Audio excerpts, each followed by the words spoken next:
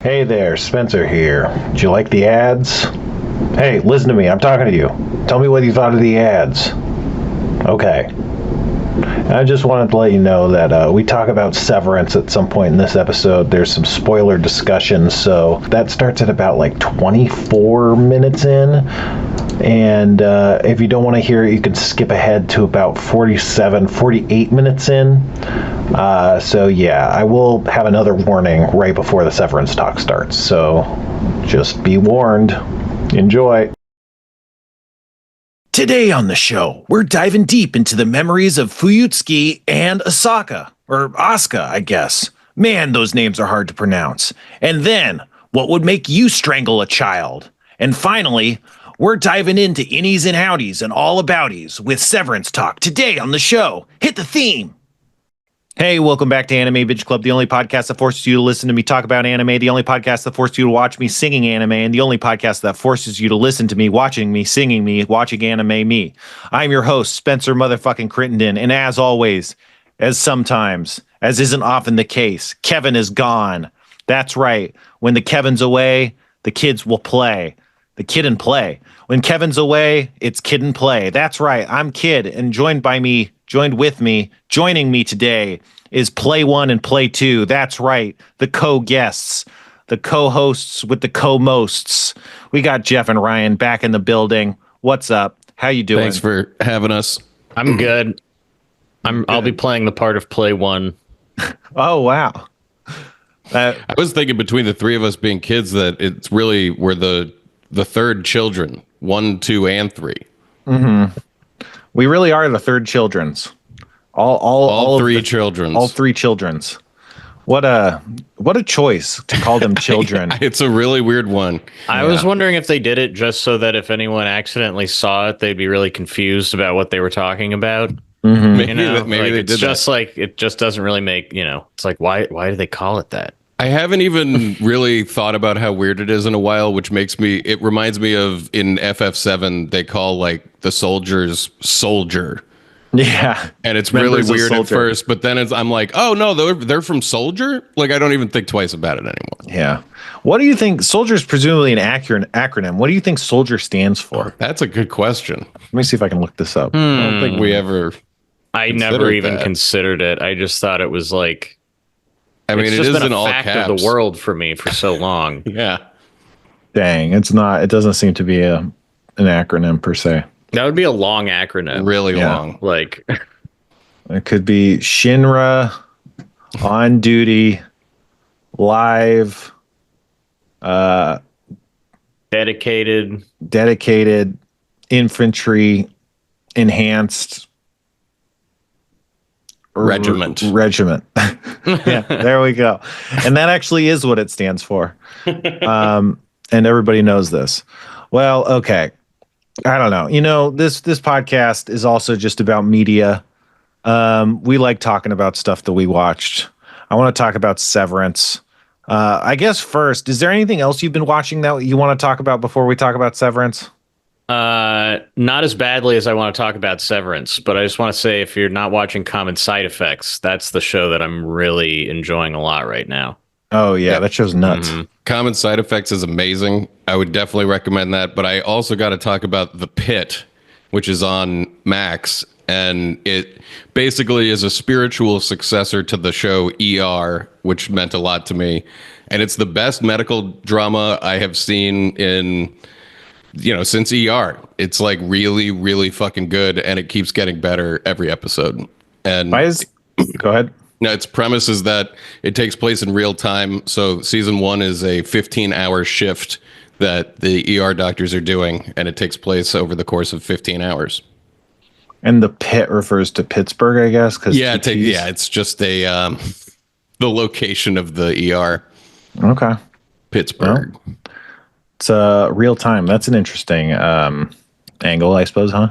Honestly, it's blowing me away with how much that the show has to say. It has real writers behind it, and most of the people who ran ER in some of its best days.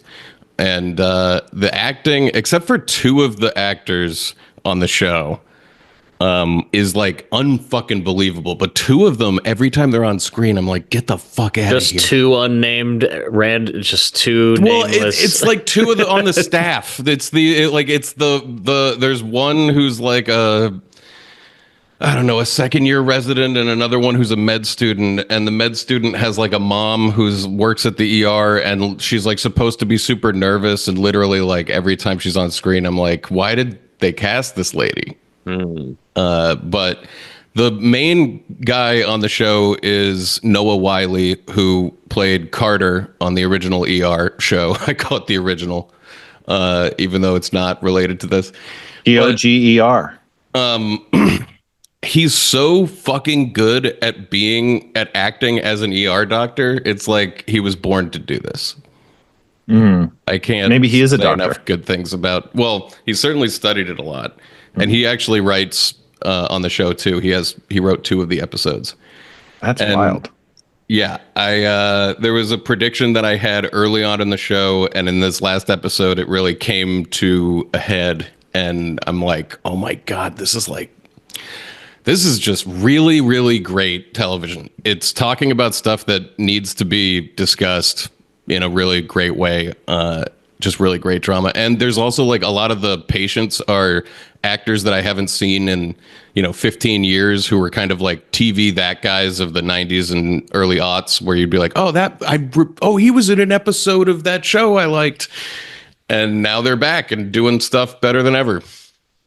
What you said, it talks about stuff that needs to be talked about. What is it talking about? The fucked up healthcare system and the basically what emergency medicine is in America today, and the kind of crazy decisions that people have to make, and the struggle that it is in America. Sure. Yeah, like.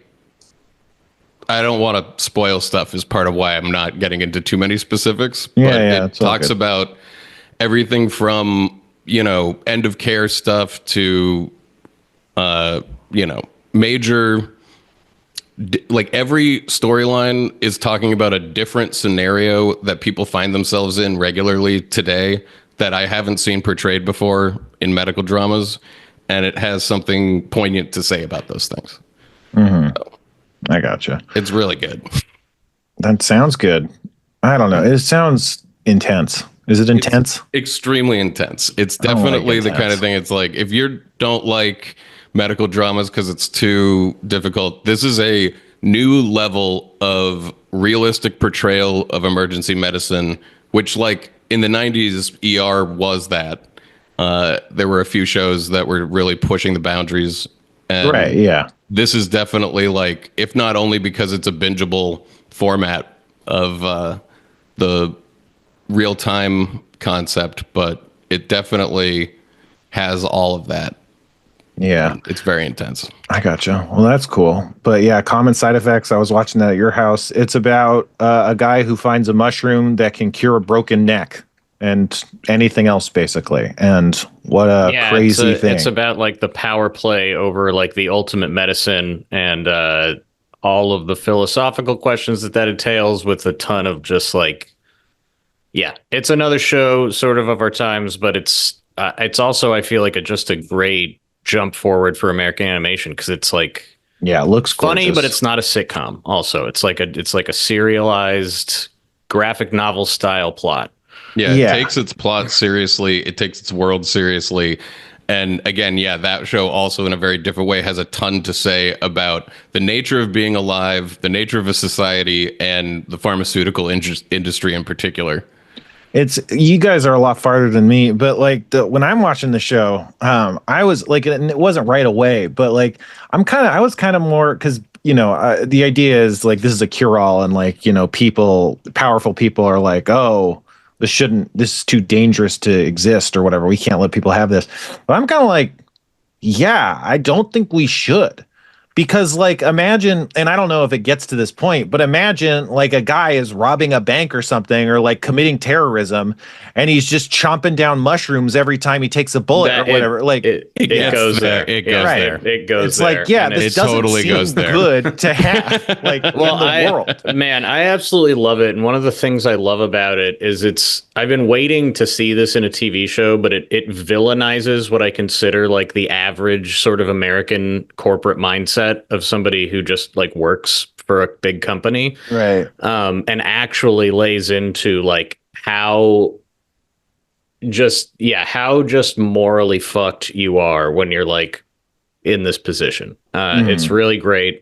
I really love it. How dangerous the idea of like, get that bag, man. Like, like go get you. Like you deserve a little something. And it's like, what is going on behind you deserving a little something as an excuse can sometimes be a lot of destruction. Sure. But yeah, the medicine angle, it both has to say a lot about the pharmaceutical industries wanting to keep things as they are, as well as how dangerous this actual thing would be. Yeah. And just like, fuck, man, the characters are so good. Incredible. There's these two cops that you'll fall in love with from the first episode. Yeah. It's really special. And it's made by the guy who made Scavenger's Reign. Right. So, And Mike Judge is he's involved. Emerging auteur voice in the animation zone. Yeah, every character winds Joe up being more three-dimensional than you expect to. Like at every turn, every episode reveals the characters to just be more human and real than and not just like, oh, this person's the forensic pathologist character. It And just it's feels like that person has a they've- family. They've actually thought about all the topics that they want to bring up, which is not how I feel about so another show we're going to talk about today. Yeah.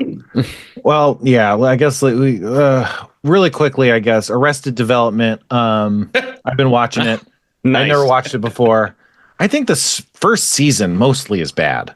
What? But the first season, I think, is what people really like and has like most of the quotable Season 2 quotes. is the best. Season 2 is really solid. But I mean, and I'm not saying that I'm right. Like everybody loves the first season, but I'm like, I don't like this. I generally don't like how. Well, I don't know. I think in the first season it's kind of like Simpsons-y or whatever, where everybody's just such a jackass, and then they kind of settle into more like absurd kind of towards the end and towards the second season, and then it gets more palatable. But I hate all these people. I don't care. I just wish it would go away. And then for what it's worth on that charming. On that angle, it's like these. It was 2003 and nobody had seen a television show with such unpalatable characters. And it was really cool. Like, right, yeah. Always Sunny hadn't even come on the air. Well, It's Always Sunny. They're like, I don't know. I feel like It's Always a Sunny. They're like, they're more rootable. There's more lovable aspects to them, especially off the bat. I think, again, they kind of settle into this goofy mode, like towards the end of the first season where it's like, okay, this is fine. They're super rich, Right, yeah. And also at the time when it came out, so I can totally see your point of view now, those people had not literally destroyed the world yet. And so it was easier to have fun with them. To me, it was more just like family. Like my mom's like this. Like I hate family members that are like, it's just like, it was like kind of too close to home, maybe, it's just like unpleasant for the sake of hurting feelings. Like that was the joke, is like, imagine a mom being this mean. And it's like, yeah, that doesn't make me laugh. It's not a joke. That happens. That's a real thing. Like, I don't know. But then they kind of get more kind of crazy and silly. I do remember season 2 being like the best. That's where they're doing the most work. But boy, howdy. Tying everything together wildly. It sure is a situational comedy, because those situations create the comedy. It might be like the craziest situations. Yeah. Of any but like comedy. The characters all crazy, but like the situations are like, wow, this is like a crazy situation. It's amazing that they came up with this, because there's always such these crazy reversals and complete like swings from like this, oh, I have to lie about this, to now I have to lie about that, to now I have to lie about this again. And it's like, wow, it's really like good writing that creates these situations that make you feel like, oh yeah, this is a normal way to respond to this, which is like almost always like absurd and insane. But and then lastly, I watched Twin Peaks. I finished Twin Peaks. I have a hot take. I don't know how much I've talked about this, but the show or whatever. But I think David Lynch is just a normal. I think he's a weird guy, and he directs what he might consider to be relatively normal films, and it just comes out of his brain all weird. It's like he has a weird accent in his directing, and that's like what makes everyone go like, "Oh, this is so crazy." But I don't think like I think like to him it's just like, oh, this is normal. Like Eraserhead, it's like this is just about a normal dad. It's about parenthood. It's not like, oh, you know, I think it's not that it's not deep. I think there's a lot of layers to it, but I just don't think I think it's more like about the vibes and the surface level things, and the imagery is just a way to get at those ideas, and people are all like, this is so crazy, and he's like, well, no, it's like emotions and dreams and stuff.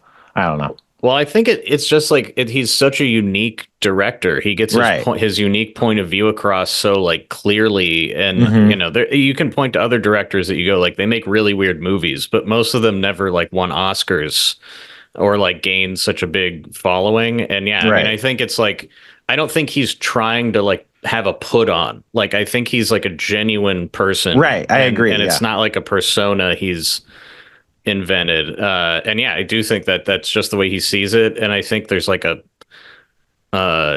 even though it is so like abstract and sometimes hard to digest, there's like a plain spokenness to all of it, where he's just putting on the screen what he wants to, for lack of a better word. Right. But like, and I feel like his mind is so psychedelic that it makes connections and is intentionally doing connections that are just like on a level that it's not plot necessarily, and it's not what people are used to seeing as connections in storylines, and they come out to be really resonant for me. And especially like The Return to me is one of the funniest shows I've watched. Like I laugh so much, and a lot of it comes from this very like psychedelic, like there's like a point where David Lynch himself is like in a junkyard and he's looking up and he's seeing like this entire wormhole that's opening up, and it just cuts to an outside shot of like that can't see it, and he's just waving his hands in the sky. And it's like one of the biggest laughs in the whole show, and it comes from a place that humor doesn't usually come from in shows like that. So he's just got a different approach. And I think you're right though. It's like it's not as like galaxy brain as people kind of portray it. It's more like just tapping into like he talks about like fishing into the unconscious. Well, I was gonna say he's very in tune with the subconscious, and his movies like speak to your subconscious. I think that's what it's like. So cuts like right through all of you, and like gets it deep into your mind. Yeah, and I think talking it's like in a the dream language. Yeah. And I think that's why people have such like differing ideas, and like they're like, oh, I think because it has that feeling of deepness, people are like, oh, there must be this greater logic. And it's like, no, I think like what it does is just bypasses defenses and gets deep, and then you start to like intellectualize it and deconstruct it, and it's like, well, I don't know how much that's intentional versus how much is that like you kind of revealing your own psyche as you're like trying to interpret what these feelings mean to you. I don't know, because I do think Twin Peaks has like an overarching plot line that's like about like an occult hidden story about like the nature of like consciousness and how He's just not interested through like electricity, and from like big events like the atom bomb cause like an invader to enter our collective subconscious and like but I think that's pretty clear. Violence. I think that's right on the surface. Like you see the bomb, and then you see the alien spitting bomb. I think you're very good at reading it. I think a lot of people would have trouble like really seeing it, even though it's right there. Right. But that's the thing. That's, I think, the trick is that it's right there, and people are like, but how does that make sense? And it's like, well, there's your problem. It's kind of one of those sense. It just is one of those things where if you like say out loud exactly what happened in it, you can like put the pieces together. You know, you're like, well, a bomb fell, and then a monster came out of it. It crawled into a girl's. Oh, okay. Yeah, that's what happened. But like the second season is the same way. It's because you got the little guy, and he's like, oh, what's the deal with this little guy? And he's like, well, it's Mike's arm. He cut it off. And it's like, and it became the little guy, and it's like, yes. And they're like, how? And it's like, that, not important. It did happen.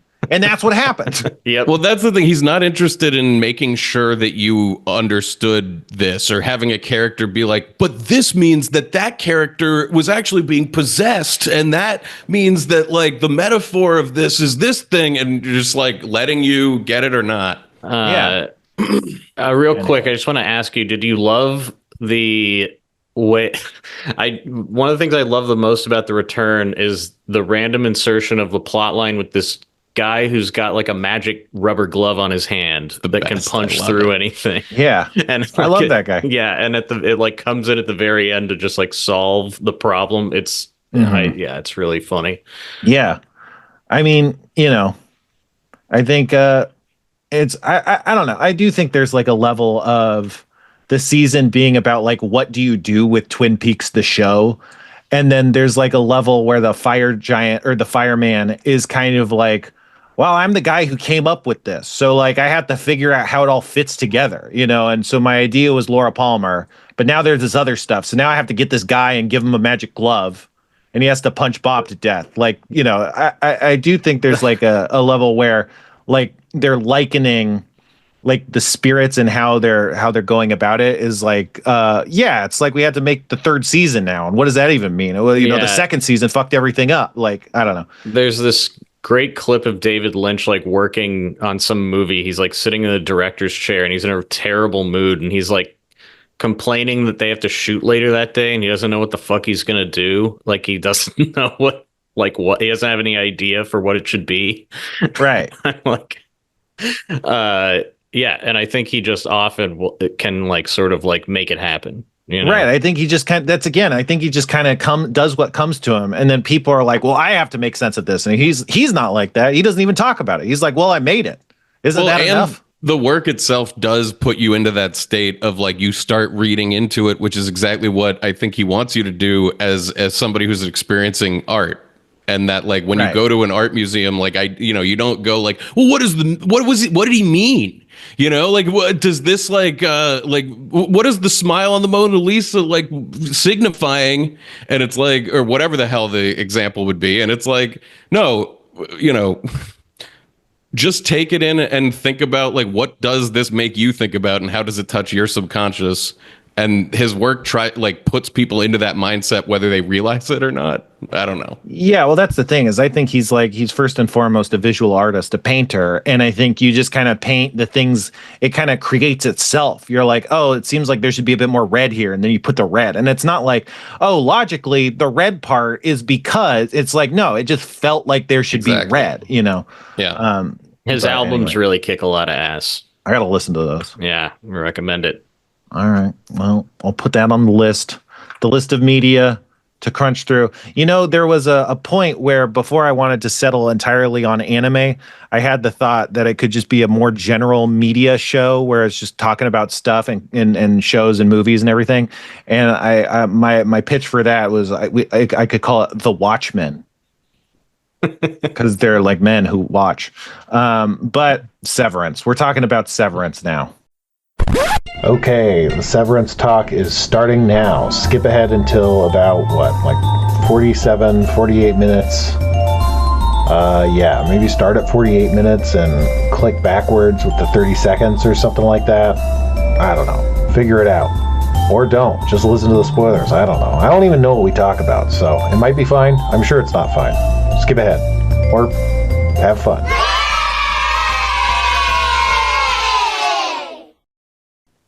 Season 2.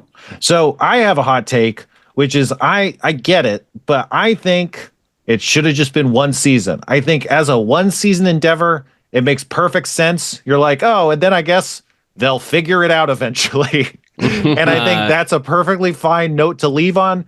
And that clearly, in the talking of it, the guy is like, oh, I had this much larger macro plan, etc.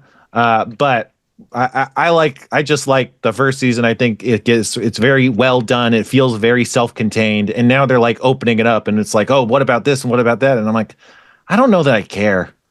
Yeah, I feel the same. I feel like something really shifted from the first season to this one because it just like didn't do it for me. There were a few episodes early on that had me excited. But even through all of those, there was this thing that kept happening where they would do a new setup and then immediately cancel it, and then introduce a new setup and then immediately back out of it. And they just kept doing this until the episodes kind of drifted into this nothing zone for me. Yeah. Yeah, I mean, I really loved season 1. I don't think it's as bad of a situation as Westworld was, which was a great season 1. And then they tried to expand it and just like didn't know really. And then they were like, well, what if it's about, by the 3rd season, they're like, what if Aaron Paul has an app where he has to do gigs that are fucked up? And it's like, is this what the show was about? So I felt like it was, I felt better about season 2 overall than both of you, but still feel like it was a huge drop off. And I find that this like genre that people call the mystery box genre very interesting, because it's almost like it's set up to fail, because if it doesn't gain a big enough audience, they cancel it too early and you never find out what happens.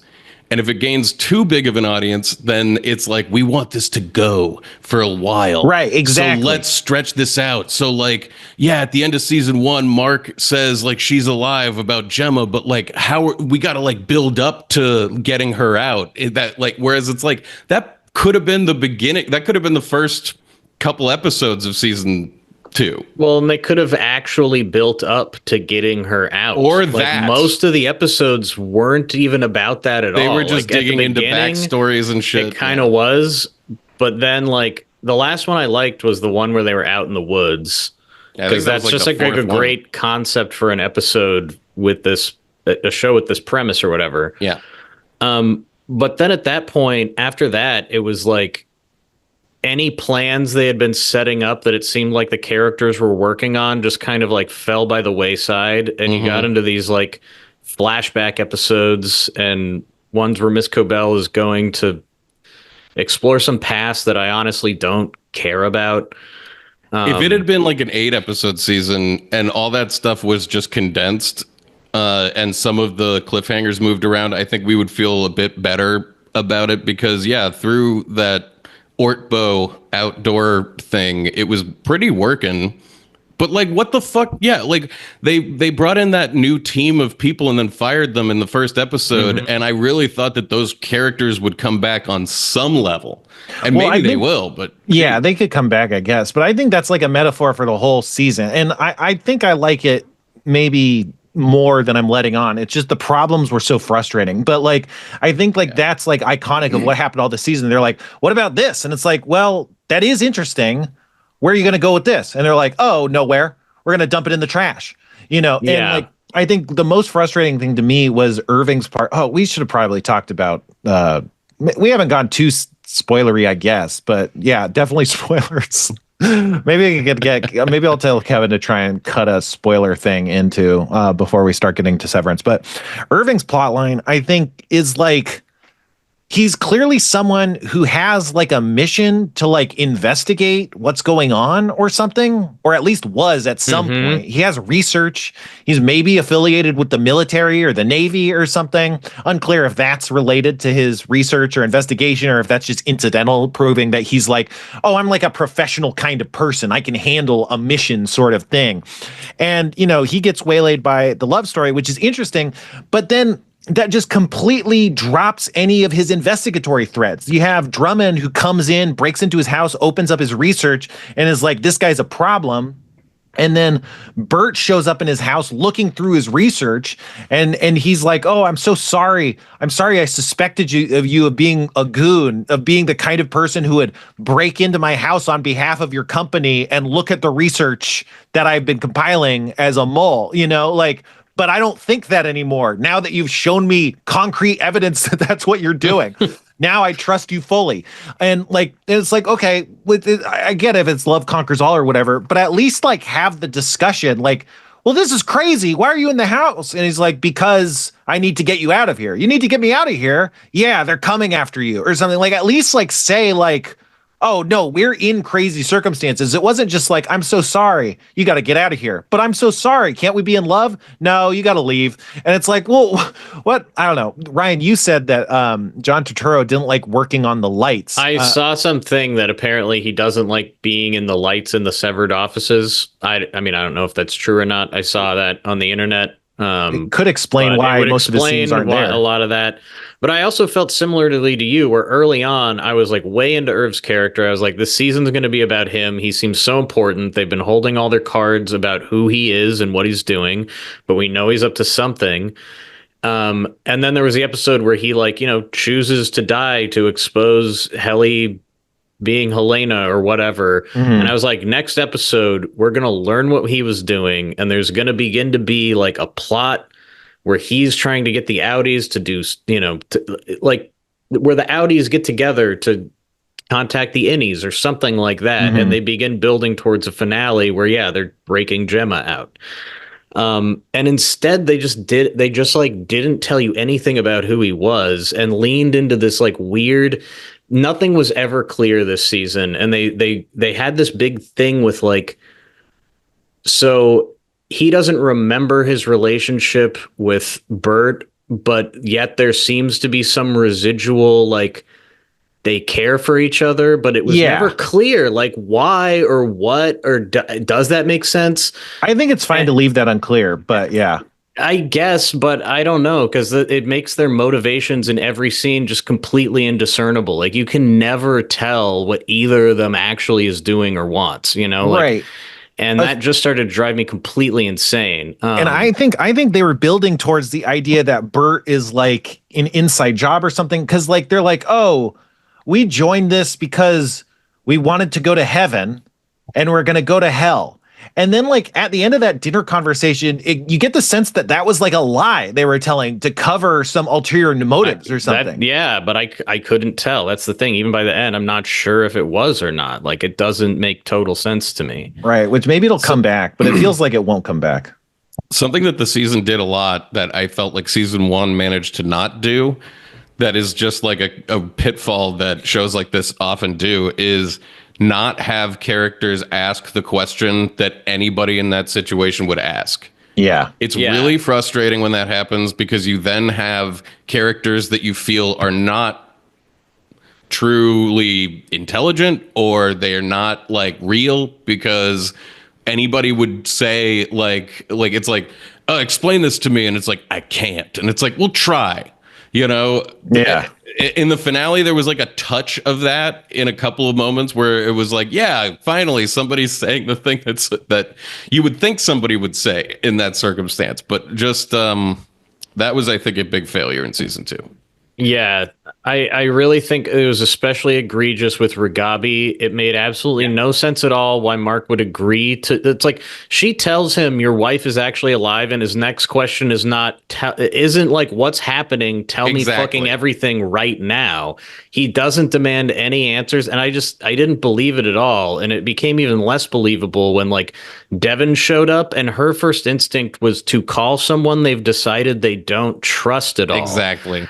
And by that point, I was just like, man, fuck this show. Like, this does not feel at all like the first season. Like, the people who wrote the first season, everything they set up, like, mattered. Like, they built on everything they did. This season, they would do something and then throw it away, like we've been saying over and over. And, like, yeah, by the end, like, even in the finale, which I liked more than the finale was solid. It was like there's this part where Mark and his innie are having this conversation through a videotape, and the whole episode, like, Cobell has like taken charge, which I'm like, how are you not demanding more answers from her? Also, like Ragabi, but they're like, they have this plan, and then it becomes apparent that they don't have a plan at all. They haven't even discussed what they're going to say to any Mark or what their strategy is at all. And it's like, this is important, but you didn't even think of this. Like, that just sucks. Like, it does. I just felt like the whole season was like so much. It felt like a half thought out beat sheet to me, where they were just explaining to you why the beats happened, and you were never like watching a character like actually driving towards a goal or taking a risk or trying to learn something new. They're just kind of like, I think there's a bit obviously I think like Outer Mark, his character is really an asshole, and I think they're trying to use that to buy a lot of the plot holes or whatever, which I think make enough sense because he's really this checked out douche who doesn't care about anybody. He's generally rude to most and thoughtless to like most people he encounters. You know, he doesn't think very much. He certainly has like rationalizations for why innies are like, you know, not as bad as he thinks. And I think they're dealing. I think there's a little bit, and this is probably apologetics, but I think like the fact that Innie Mark yelled "she's alive," and that's one of the only things they actually know about him, kind of can set up the idea like, oh, we actually are on the same page about this, and just kind of took for granted, oh, we want the same things. Because why would he shout that out if that wasn't like some important thing that's going on in this black box that we have no access to? And I think that also kind of justifies a little bit of Devin's argument where it's like, well, we just need to talk to him. And I know how to talk to him. It's in this place. And that has to be connected. And all I'm thinking about is getting into this place. And I think that kind of buys some of her illogical stuff. But I think it gets really egregious with, but also, I don't know, I think it's intentional, but it's hard to buy. Like someone pointed out online that like when Mark is saying like, oh, you love Helene or whatever, that's the way that Helena Egan talked about Mark's wife, Gemma. She was like, oh, your wife, Hannah, I'm so sorry about her. Like, it's like the same thing. But that also feels like, well, if he's felt that sting very recently in this season, and also he just heard this person's name, like, I don't think it would fall out of your head that fast. It's not been a couple days, you know, like it's been maybe hours at most or something. Like it's one name. I don't know. And so that felt a little egregious, but I don't know. So yeah, I think I'm medium on all this, I guess. Not as hard. But another thing I wanted to complain about is Cold Harbor, their big mystery they built up, which at the end of the day, I think was like really stupid and sort of like undercuts how we've seen the chips working. Like at the end of the day, it turns out all these insane tests were for the purpose of checking if the chips work, and the ultimate test is disassembling a crib. Like, she has spoken to Mark face to fucking face in like meetings where they're in a room alone together. Like, how is that not a bigger test than it was so fucking dumb to me. The fact that she was already that in Miss Casey form, not it just recognizing her husband. Exactly. Like I'm like, this doesn't even make any sense. Like it just like, man, I'm like done with the show. Yeah. One other just complaint about the season overall too is that it was very interested in being like, and the people who run this company are really weird. Yeah. And that was used in season 1 in this way that it was like more like, wow, what is this place? What is this place? What's going on and why? And that their weirdness is a scary element. And this was just like, yeah, man, they're really, I don't know, they're into ether and they're weird. Yeah, I think like in the first season, it feels like it was more of a nod to how weird corporate stuff is. Yeah, exactly. And like it feels like it's kind of like winking at the audience. And there's the moments where I thought like the marching band was a decent job winking at the audience in the same way. But then like the goat stuff and other stuff, it's just like, well, it's not really, this is like nudging the audience in the ribs and going like, and it's like, well, stop, knock it off. Like, this is just, I don't know. That hurts. And also, I think like the whole, I don't know, like they could eventually get deeper into this, but like the idea that the lamb might not just be a sacrifice or whatever, but the idea that like the lamb's a sacrifice and the fact that it's a sacrifice leaves Brienne of Tarth to like go attack mode or whatever. It just feels like a Chekhov's gun plot device or something. It doesn't really feel like, oh, this actually makes sense in the grander picture. Yeah, exactly. It's just like, no, he has to rock, paper, scissors. Yeah, the answer could have been anything. You know? And like, they've been setting all that shit up with matter. Milchick to potentially have him turn. Yeah, he's going to turn, presumably. Like, that'll happen, obviously, at some point. But, like, what the hell with that little girl? Like, who fucking cares? Yeah, they really had this weird shift in point of view from the writers, where suddenly there were all these moments where you're like supposed to identify with the villains, even though they're not telling you any information about them or why they're doing what they're doing. So it's like, I don't give a shit. She existed if this is hard for them to do. Like, it doesn't fucking matter to me, you know? Like, I felt like she in the first place existed mostly to have that joke of like, you ever come into work and you got a new boss and it's like a child. It's like younger than you could ever imagine. Right. Yeah, I mean, that a weird part of work? And again, maybe that'll come back to, I mean, she's a Wintertide fellow, which sets up, you know, people online were saying, oh, it proves they do child labor. And it's like, okay. Yeah, I mean, to prove that. They've been saying that the whole fucking time. Well, yeah, it should have a narrative reason, not just to tell you something that you already know. Yeah, because you could just say it in a dialogue line. Exactly. And I felt like they just decided the most interesting thing about Severance was like, if you fuck an innie, is it cheating? And it's like, that's not even close to the most interesting things you brought up in the first season. It was actually great that you didn't bring those things up. Because that was like the first thought stuff. Anyway. Well, I've said my piece. Yeah. Thumbs down from me. I'm trying to think of, I don't know. I think, I think it's interesting. I think they wanted to give Milchick more to do. I think in the first season, he's clearly like the most interesting character in the whole show. I think he's still close to the most interesting character in the whole show in season 2. And I think they kind of just wanted to have more going on with him. And I don't think that it didn't work necessarily. I think like that could potentially be paid off later on, but everything else is just, I don't know. I think some like of the stuff with Milchick was the only stuff that worked for me. Was like Milchick solidly was good the whole season. Yeah, but I missed the time when we could speculate like, what if Milchick is a clone and there's multiple Milchicks? Yeah, this season didn't even like leave me anything to speculate about that I like care to think about, really. Well, I think I think I might have told Ryan my theory, but I have this theory that I'm sure is wrong, whatever. And this is spoilers or whatever. But, I think we're to believe on some level that what they're building towards is they're trying to resurrect dead Egans using Severance technology. Almost definitely. And I think that Kier Egan is in the computer. And that when he was talking to Dylan in season 1 about the waffle party, and he's like in this 8-bit like avatar, I think like that's him being alive in the computer, being like, I'm here. And then when he was in the animatronic, that's him being alive in the computer. And I think that Mr. Milchick put him in the computer. I think he's the board too. And that's why you never hear the board, because it would just be this one guy's robotic voice.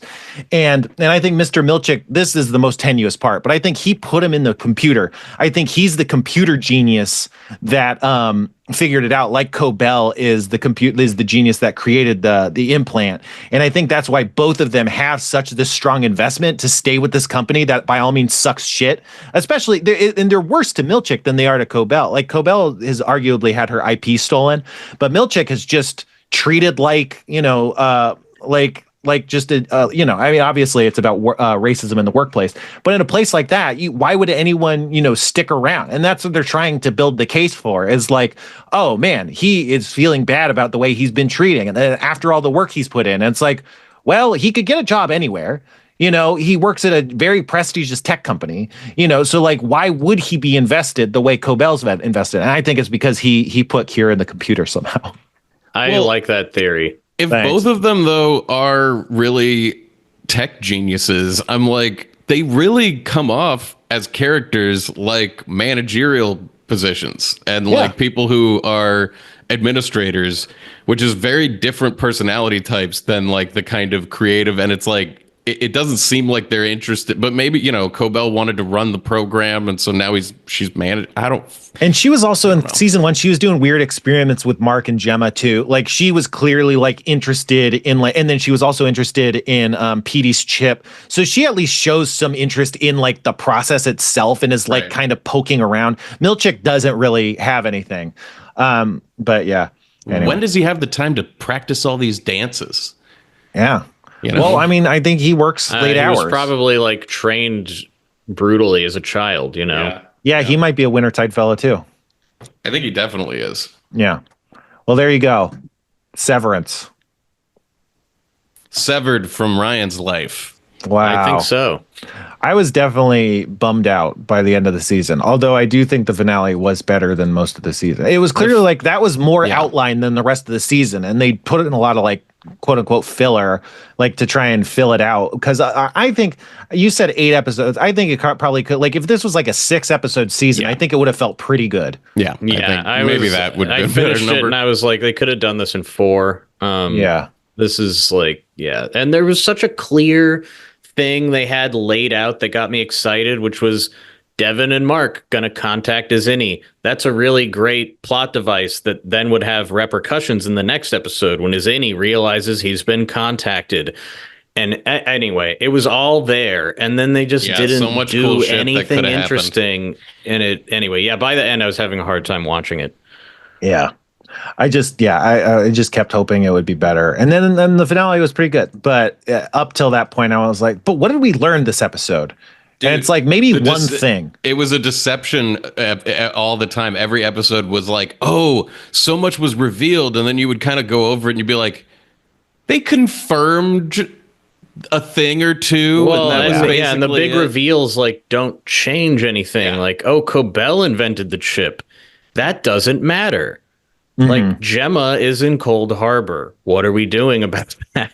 Well, the thing about Cobell inventing the chip is basically it confirmed that Cobell is against Lumen. That's all it really did. That's what the whole episode confirm said. That though. Well, that's the thing. Yeah, you're right. She made it and gave it to Lumen. She's from the town. Well, I mean, right that now she's mad she at seems Lumen. to be acting against them, but they didn't explain anything, so we don't even know. The to what episode was extent. trying to say that she's mad at Lumen, Yeah, and not definitely. that's what it was trying to. It was trying to redeem her. She's been a mostly irredeemable character up till this point, and this was trying to redeem her so she could come back and maybe not be. And so the audience would trust her a little bit more for the finale, I think, was what they were trying to set up. No. I mean, I don't know how. I think their Jedi mind tricks did not work on me. Well, that's the thing. It all felt very kind of forced or transparent, I would say. Although I see the moves they were trying to make, and they worked more on me than they did on Ryan. But it's all Same here. It's all good.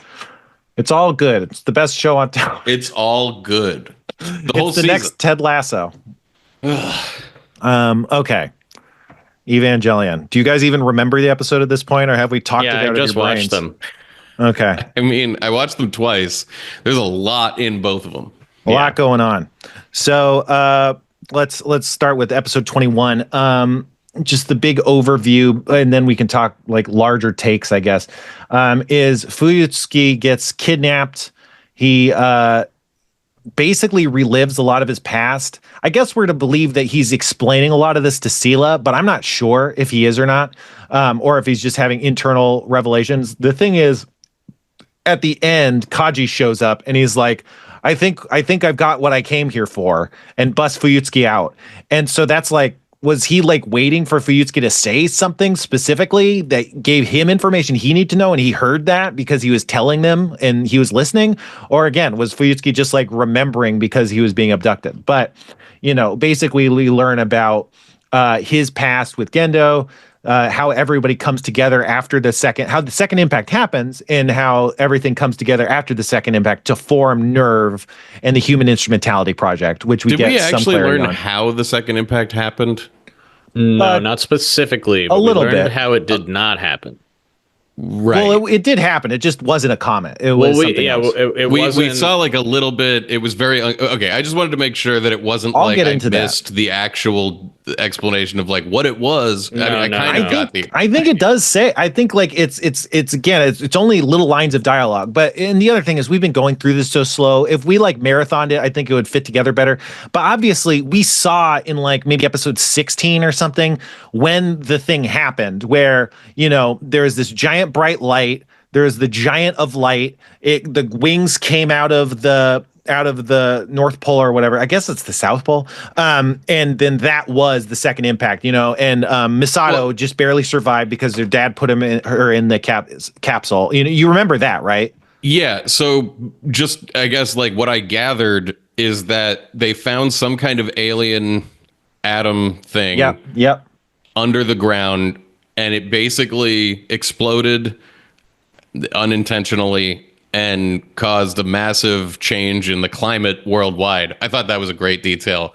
I don't think I realized, like, clearly a nuclear winter happened a year later, and then temperatures are just much higher around the globe everywhere. Yeah. So I'm going to get into pretty hard nitty gritty. But before we do that, do we want to talk big picture? Do you have any big picture thoughts before we really dive in? Because there's a lot of like little world building details that I took a ton of notes on that I'm going to probably extrapolate a lot. These were the episodes I've been waiting for. I thought these were like both masterpieces. I loved them. Yeah, they were great. I think they were awesome. Yeah, incredibly cool stuff.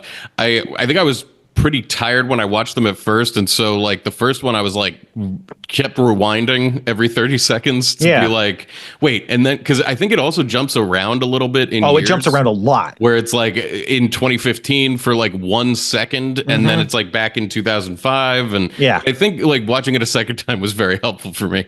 Yeah, I mean, I love watching these over and over because I think you can kind of let it wash out over you, and then you can dig into like the nitty gritty and stuff. But yeah, these ones I watched twice. I usually watch these about 3 times. But yeah, so it starts on security footage. The scientists are presumably at the Antarctic like site where Adam was found. They're talking about S2 theory, which is, you know, the underpinning behind the concept of the S2 engine. Again, these organs with infinite energy capacity that power the angels. But they're talking about how this S2 theory is confirmed by the presence of Adam, this giant. And then you hear the voices of Seele, and they're talking over it. And so I think we're to believe that they're watching this like found footage, and it's unclear when they're watching it, if they're watching it in like 2002 or 2003 or even in 2015 before kidnapping Fuyutsuki.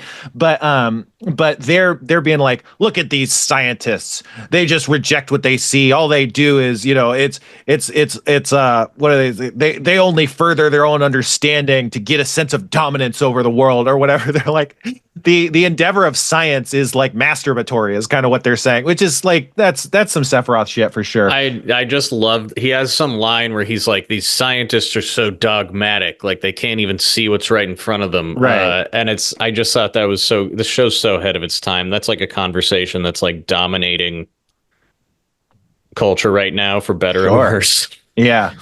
And but so then we kind of go away from that into like this footage where everything's going down. And what they say it on a couple different lines, and it's all really quick and it's easy to miss. But they say that they inserted DNA into Adam. It's not clear what the DNA is, but they inserted DNA into Adam, and it fused. It underwent physical fusion, and so that's the catalyst that really destroys everything. Is they somehow inserted DNA into this inactive giant that they had found at the North Pole or the South Pole or whatever. Yeah, and then they say the spear is sinking in, indicating that the spear of Longinus was probably here somehow. I don't know what it was doing, but it was sinking in. I don't know, into the ground. I think you might believe it was sinking into Adam based on the fact that they like stabbed the spear into Adam in the central terminal dogma or whatever. Mm-hmm. So like maybe it sunk into Adam, and then they're freaking out. They're saying break it down into its atoms at a quark level, and then they're saying it's going to cause a lot of destruction, but limit what you can. Then they say when the gates of Guff open, be ready to like do something, like have like essentially there's a button that they're going to press when the gates of Guff open, which is unclear what that means. And then you see that the angel's walking, and then they mention that, or the Adam's walking, and then they mention something about an anti-AT field, and then it says like, oh, its wings are growing. And so that's kind of like the play-by-play over this massive devastation that we saw like back in episode 16 or whatever. That's like the commentary that they're saying. And I looked up the gates of Guff are part of, the Sephiroth, like of Kabbalah, like that, like spell circle with the 13 circles that are like in this runic arrangement. Mm-hmm. That's like the seventh station of the Sephiroth. It's like known as the treasury of souls. It's, I think, a place where when souls are generated by the gods or something, they dump the souls into the gates of Guff or something like that. I looked that up. But so and then that gets turned off. So again, I think we're to believe that Seele is watching this video and at some point in time, and then that's the end of the video. And so then we cut to Kaji is leaving. I guess, do you have any thoughts there? Obviously, it's pretty fast and it's hard to parse, but This isn't when he's talking to Seele, right? Like, no, this is just, yeah. This is the cold open, before the credits, yeah. Right. Very I just thought this was like so fucking cool. When it cut to the like secret videotape like thing at the end, I thought the tone setting was amazing, and like I got the gist. It's like, oh, this is like secret footage of like the actual impact, like what happened, right? And we barely see anything, and it's like it was really interesting because watching the dub with subtitles, it was unclear that it was video footage at first, and it was just this like so many disembodied voices floating around. I had to like rewatch it, but and then the actual voiceover comes in. Have they talked at all about the first impact? I think they said that the first impact was the comet that wiped out the dinosaurs. That was my guess. I was like, okay. I think they said that. I'm not 100% sure.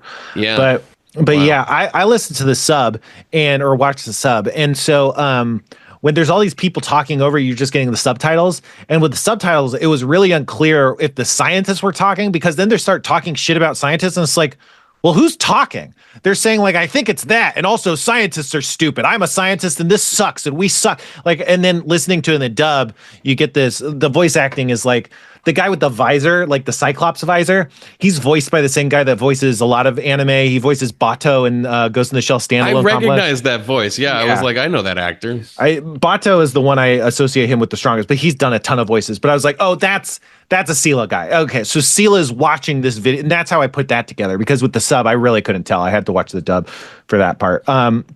But yeah, so then cold open credits, and then Kaji, he's at a phone booth. He's leaving Masato a message, and then we find out. I think we find out because Masato is being questioned by G-Men that Fuyutsuki's been abducted. They think they say, oh, there was an inside man who was wreaking havoc and leaking intel, and that this was Kaji. And so because of that, Masato's under suspicion. She turns in her gun and badge. And then we cut to Fuyutsuki, who he is the right-hand man of Gendo, just because I haven't been calling him by name because I didn't know his name until this episode. But so he's been kidnapped and he's in this room where he's talking to Seele, but he gets these faceless dominoes, which I think is such a cool visual effect. I don't know if we've seen that before. We might have seen that once, but it's great. It's way different than the holograms of them sitting at their like Simon Says colored kind of light panels. It's just these cool faceless dominoes. And it says like voice only or whatever, which I don't know. That looked amazing, but at first I thought that Seele was a bunch of talking monoliths. Mm-hmm. And then I realized like, oh, this is a representation and it's sound only, meaning it's just like a video that's not with the video. Like a Zoom call with no video on. It's like if I'm talking like this. Yeah, it's very like classic, like but it took me a minute evil council figure it out. Like anonymous power players, like Venture Brothers has like the what are they called? The Guild of Calamitous Intent, and their like heads are all like they have to stay secret because they're all so murderous that they don't want anyone to know who they are. Or in Futurama, the robots on the robot planet. But like I legitimately thought for a minute, I was like, are they saying that Seele is a bunch of alien monoliths that talk? Yeah, I had a similar misunderstanding or whatever. Whereas I thought, because Fuyutsuki says, "Oh, and this is an important bit," but Fuyutsuki says like, "Oh, you're appearing to me as Seele instead of as the council." And at first I was like, "Oh, did some like terrorist group show up and they're just trying to pump in for information by like putting up holograms saying like, we're Seele and we're interrogating you, give us the information." And he says, "Oh, you're appearing to me as Seele," but he says instead of the council, which implies that Seele is like the Illuminati and they control the United UN Council. And they probably talked to him as the UN Council before, but they're not using that mask of the UN Council, which controls like the whole world at this point. They're coming out and saying like, "No, we're the Illuminati. Give us the information." And so that's what that line means. But at first I was like, "Oh, what did that mean?" I thought he was just being because I was not super because Kaji is like a double agent. I think he's technically like a triple agent or something. But because like what his deal wasn't very clear. I wasn't sure like, oh, did he kidnap him? Did he not kidnap him and he's just being accused? I think there's some ambiguity there, but I think he did kidnap him. What I was unclear on was, did he actually bring him to a council, or did he pretend to be a council to get the information? yeah, That's what I could not decipher. yeah, that's what I was wondering too. I think what we're to believe is that so the something that I think we knew is that the UN sent Kaji to Nerve. So when he's first coming out, he is being a mole to investigate Nerve because Seele doesn't trust Gendo. And so they want to keep tabs on him. But I think also Kaji has ties to Gendo and is also working on his behalf kind of as like a double agent or whatever. And I think based on what he says, like towards the end about, I think he talks about stealing the sample of Adam or whatever. He has that suitcase that he shows Gendo. I think that's him using his in at Seele to help out Gendo against Seele. So I think he's really going back and forth in terms of it. I think he's really strongly playing both sides. Yeah. I feel ahead. like this episode, he revealed his motivation to be he just personally wants the truth. Right, exactly. Which I always think is badass. Yeah, he's cool. Sorry, I gotta feed this cat. I'll be right back. No worries. Let's hold. You got any ad reads in your pocket? Oh boy, howdy, listeners! If this isn't being cut out, we recorded some D&D stuff, and when we took breaks, I would read ad reads, and boy, howdy, what a fun time! I was going to something.com/Goblin Flakes. Oh yeah, Goblin Flakes is the corporate promo code that we use. Yeah. All right. I guess we don't have to cut that. That's all gold content, baby. But yeah, I was going to say that's one other thing Attack on Titan has borrowed from this show is there's a prominent character in that show who laid in reveals that his whole thing is he just wants to know what's in the basement. Yeah. Anyway, I think it's compelling. You know, it's a very likable way to be. But yeah, I think what we're to believe is that he was acting under orders to steal Fuyutsuki to kind of get in good with Seele. And then once he hears what he needs to hear, or once he thinks that he's done enough, now he's like, okay, I'm going to steal Fuyutsuki back to Nerve to help out Nerve and betray Seele.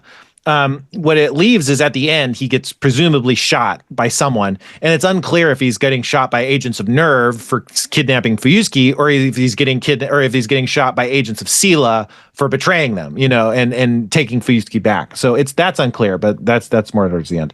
But so then, you know, they call him Professor Fuyutsuki, and that makes him flashback. Oh, they also say we have no intention of creating a new god, which you know, kind of underscores they think that the Ava 1 has manifested as a new god, and they're worried about that. I guess they're maybe worried about what could happen if, like, you know, the power of Adam is now not under their control, like if it's more of a self-contained, like second impact sort of power that they don't, you know, they aren't in charge of. I don't know.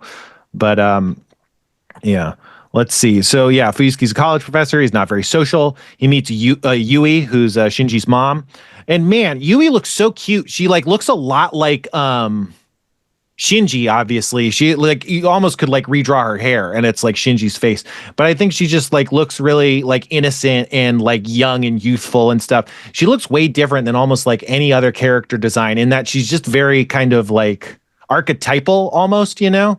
I think it's like a really interesting thing. It's like the first time we really get a good look at this person who's been like alluded to so many times. And it's like, oh, she's just like a college student almost, which I think she's a bit farther along than that. But, and she's working in metaphysical biology, which is interesting. But yeah, so she talks about like her possible future paths. She talks about like going into business with a company, working for a company, or staying at the college and doing science. And then she's like, or I could build a family and be a mother. And I was like, oh, that's kind of like Ritsuko, how she talked about her mom as like identifying herself as a mother, a woman, and a scientist.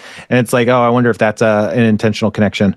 But yeah, so let's see. Fuyutsuki gets told to pick up Gendo at a jail.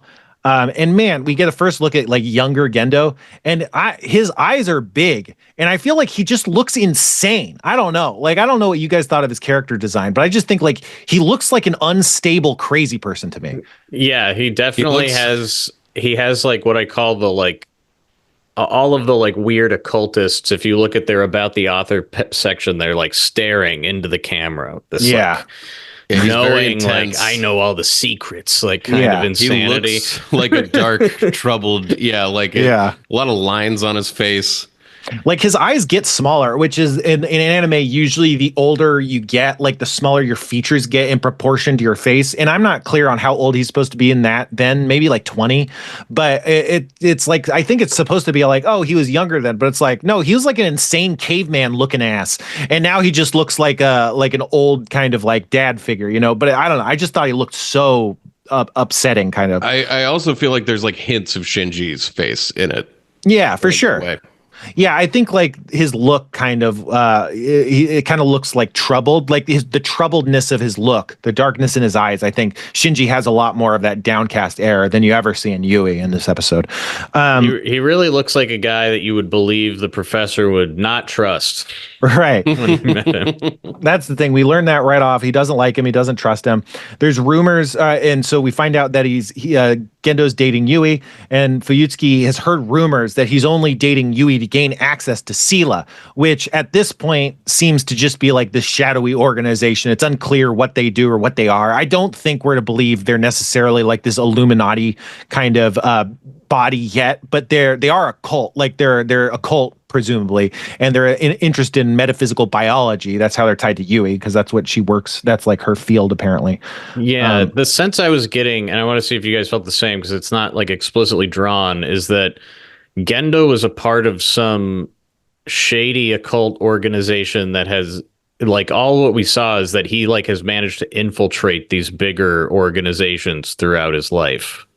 Is that correct? Yeah, he's like a manipulator. It's not clear. Yeah. Like he it seems based on the rumors that Fuyutsuki says, I think he has some grand design going into that. And you would wonder, unless he's like this like anti-messiah sort of figure, he must have some other organizational backing, like belonging to a cult.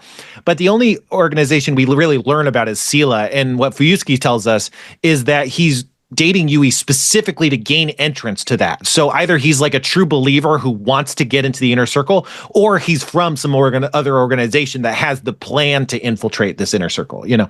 But or pretty he similar just loves vibes. Yui. Yeah, that could be.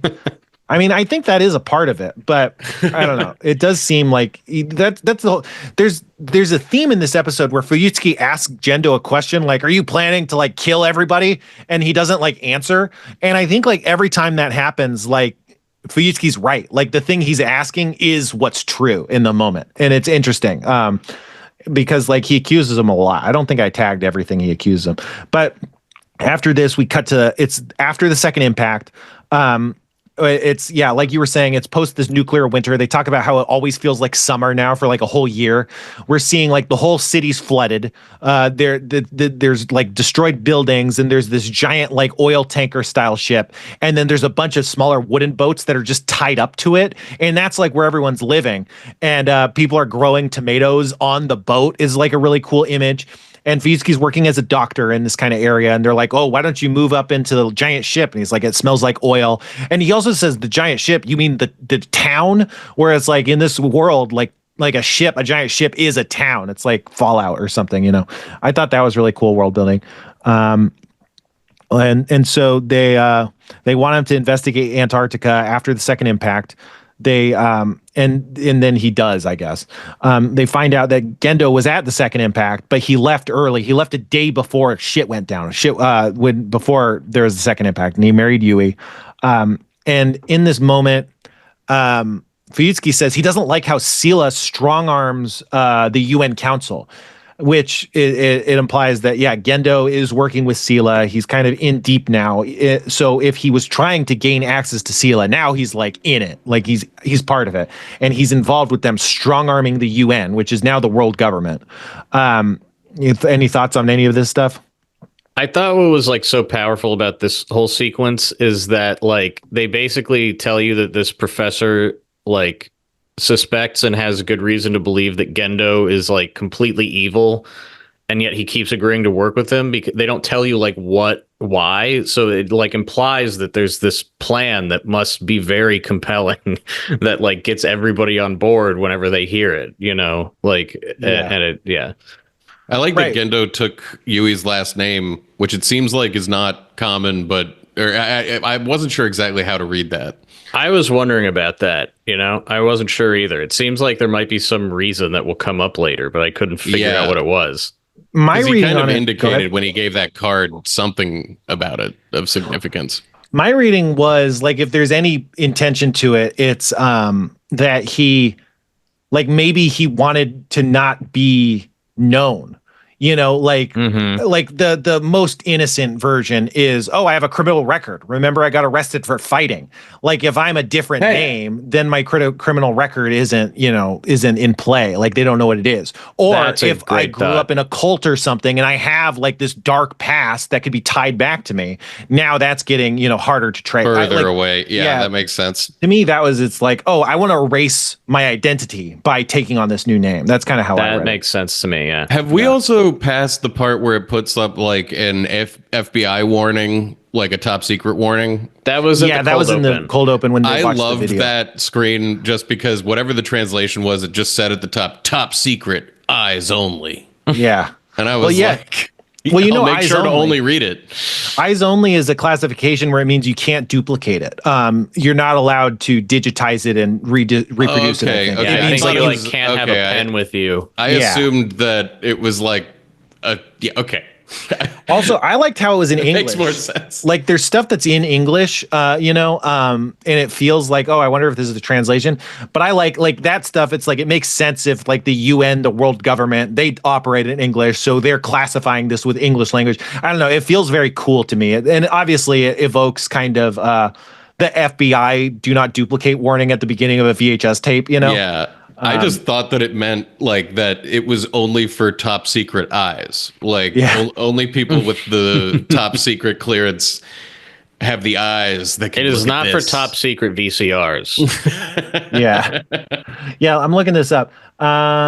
Eyes only designation indicates the document is only intended for a specific set of readers. As such, the document shouldn't be read by other individuals, even if they otherwise possess the appropriate clearance. So it kind of is what you said. And it's only meant to be physically read, nothing more. So there's no unauthorized copies made that could be unaccounted for. I guess it's both of those things, really. Interesting. Yeah.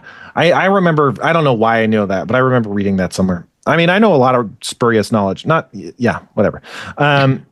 I feel like I use the word spurious wrong, but unimportant. Okay, so you use it spuriously. I do.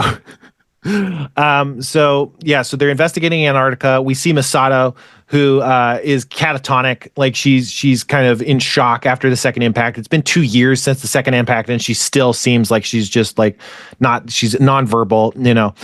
There's this match shot between her and her jail cell. As an adult, and cut back to her, being catatonic in this white room. It's kind of disturbing, and her face is really disturbing. That look in her eyes. Let's see. So the Fuyutsuki says like, Seele covered up the second impact. They knew the second impact was going to happen.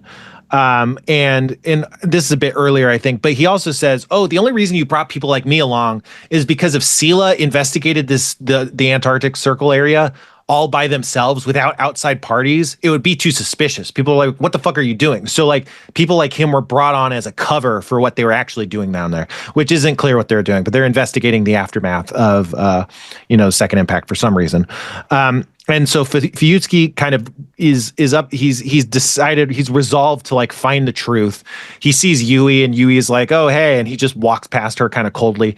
And he goes and confronts Gendo. He has this suitcase where he flips the lid of the suitcase, and it reveals, it says destruct negative, which it's unclear what that means. I saw online theories where like maybe it's like a briefcase that destroys its contents so you can't recover it. Or maybe it was like a suicide bomb that he disarmed, like he was maybe going to blow everything up or something. But I think it makes the most sense if there was like a briefcase that could destroy what was in it or something.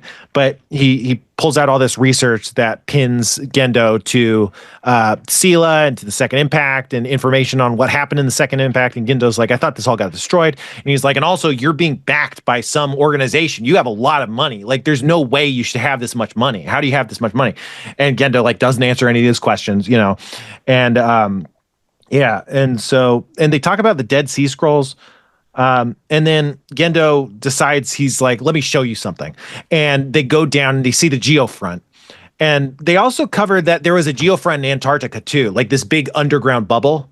Okay, that was confusing to me because I was like, is Nerve in Japan, or is it like built in this cavern that happened the second impact in Antarctica, or are there two caverns?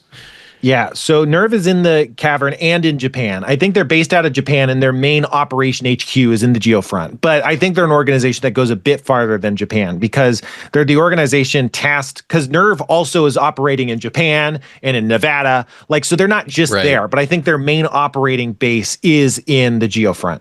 But do they build their own cavern in Japan in addition to there being a naturally created one by the second impact? No, both of those were just discovered. Go ahead, Ryan. I was going to say, my understanding of it, like the reveal here, is that they didn't build the caverns themselves, but something else did long before humans were here. Right. Yes.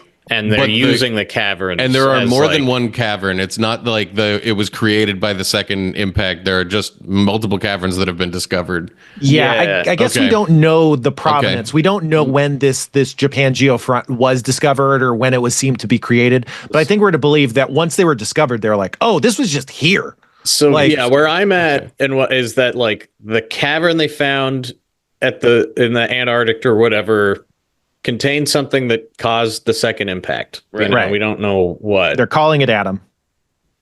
Mm-hmm. They also call it a giant of light. But yeah. Okay. So they go down there. I just, this is stupid, but Fuyutsuki's wearing a hard hat. And then there's like an episode, I think it's like episode 3 or something, where Shinji's wearing a hard hat. And just like the Japanese obsession with wearing hard hats in like these construction zones, I just find it really funny and cute. Like, oh, you better wear your like weird kind of hard hat. I don't know. OSHA will come for you. Yeah. OSHA managed to survive the second impact. Seele answers to OSHA. Seele. Yeah, there you go. Yeah, Seale's fine. It's all fine.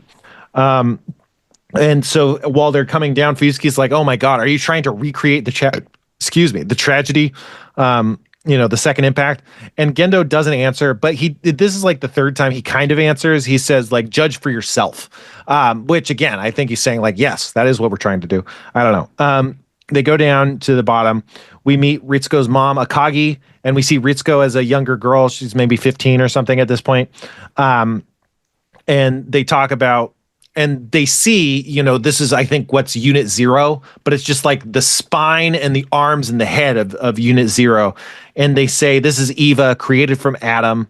It's the Adam Rebirth Project, and it's in this branch called Artificial Evolution. I think when Fuyutsuki goes to talk to Gendo, like the branch of the college he's in is called Artificial Evolution, which just is another, interesting world building concept. But again, okay, so I don't know if this guy's even still listening, but really early on in the Anime Binge Club series, I talked about how like, oh, it's like Adam and Eva or whatever. It's like, it seems like it's an intentional thing. And someone in fucking Reddit was like, actually, it's not Eve. It's not a reference to Eve. And it's like, what? Come on, Eve that was made out of Adam. That's Eve. Yeah, Eve came from Adam's rib. That's look. And so I'm spiking the football. 16 episodes later. Early on, I had a moment while we were recording where I realized like, oh, Adam and Eva, like, duh. Like, how did I not realize that? And then watching this episode, I felt really dumb. Yeah. Well, no, it's cool. Because this is like, oh, and Evas were made from Adam's rib. Yeah, it's cool. I think it's awesome. Yeah, and in a show that's like uses the Dead Sea Scrolls and the Spear of Longinus and all of this, Sir, if you're listening, we think you're wrong. I have to reiterate that I do think I'm right. And I don't even remember all this shit. So I was working off my bus. I mean, I'm sure he was working pretty explicit in this one. Yeah, exactly. It's very explicit. It's like, yes, this is the whole deal.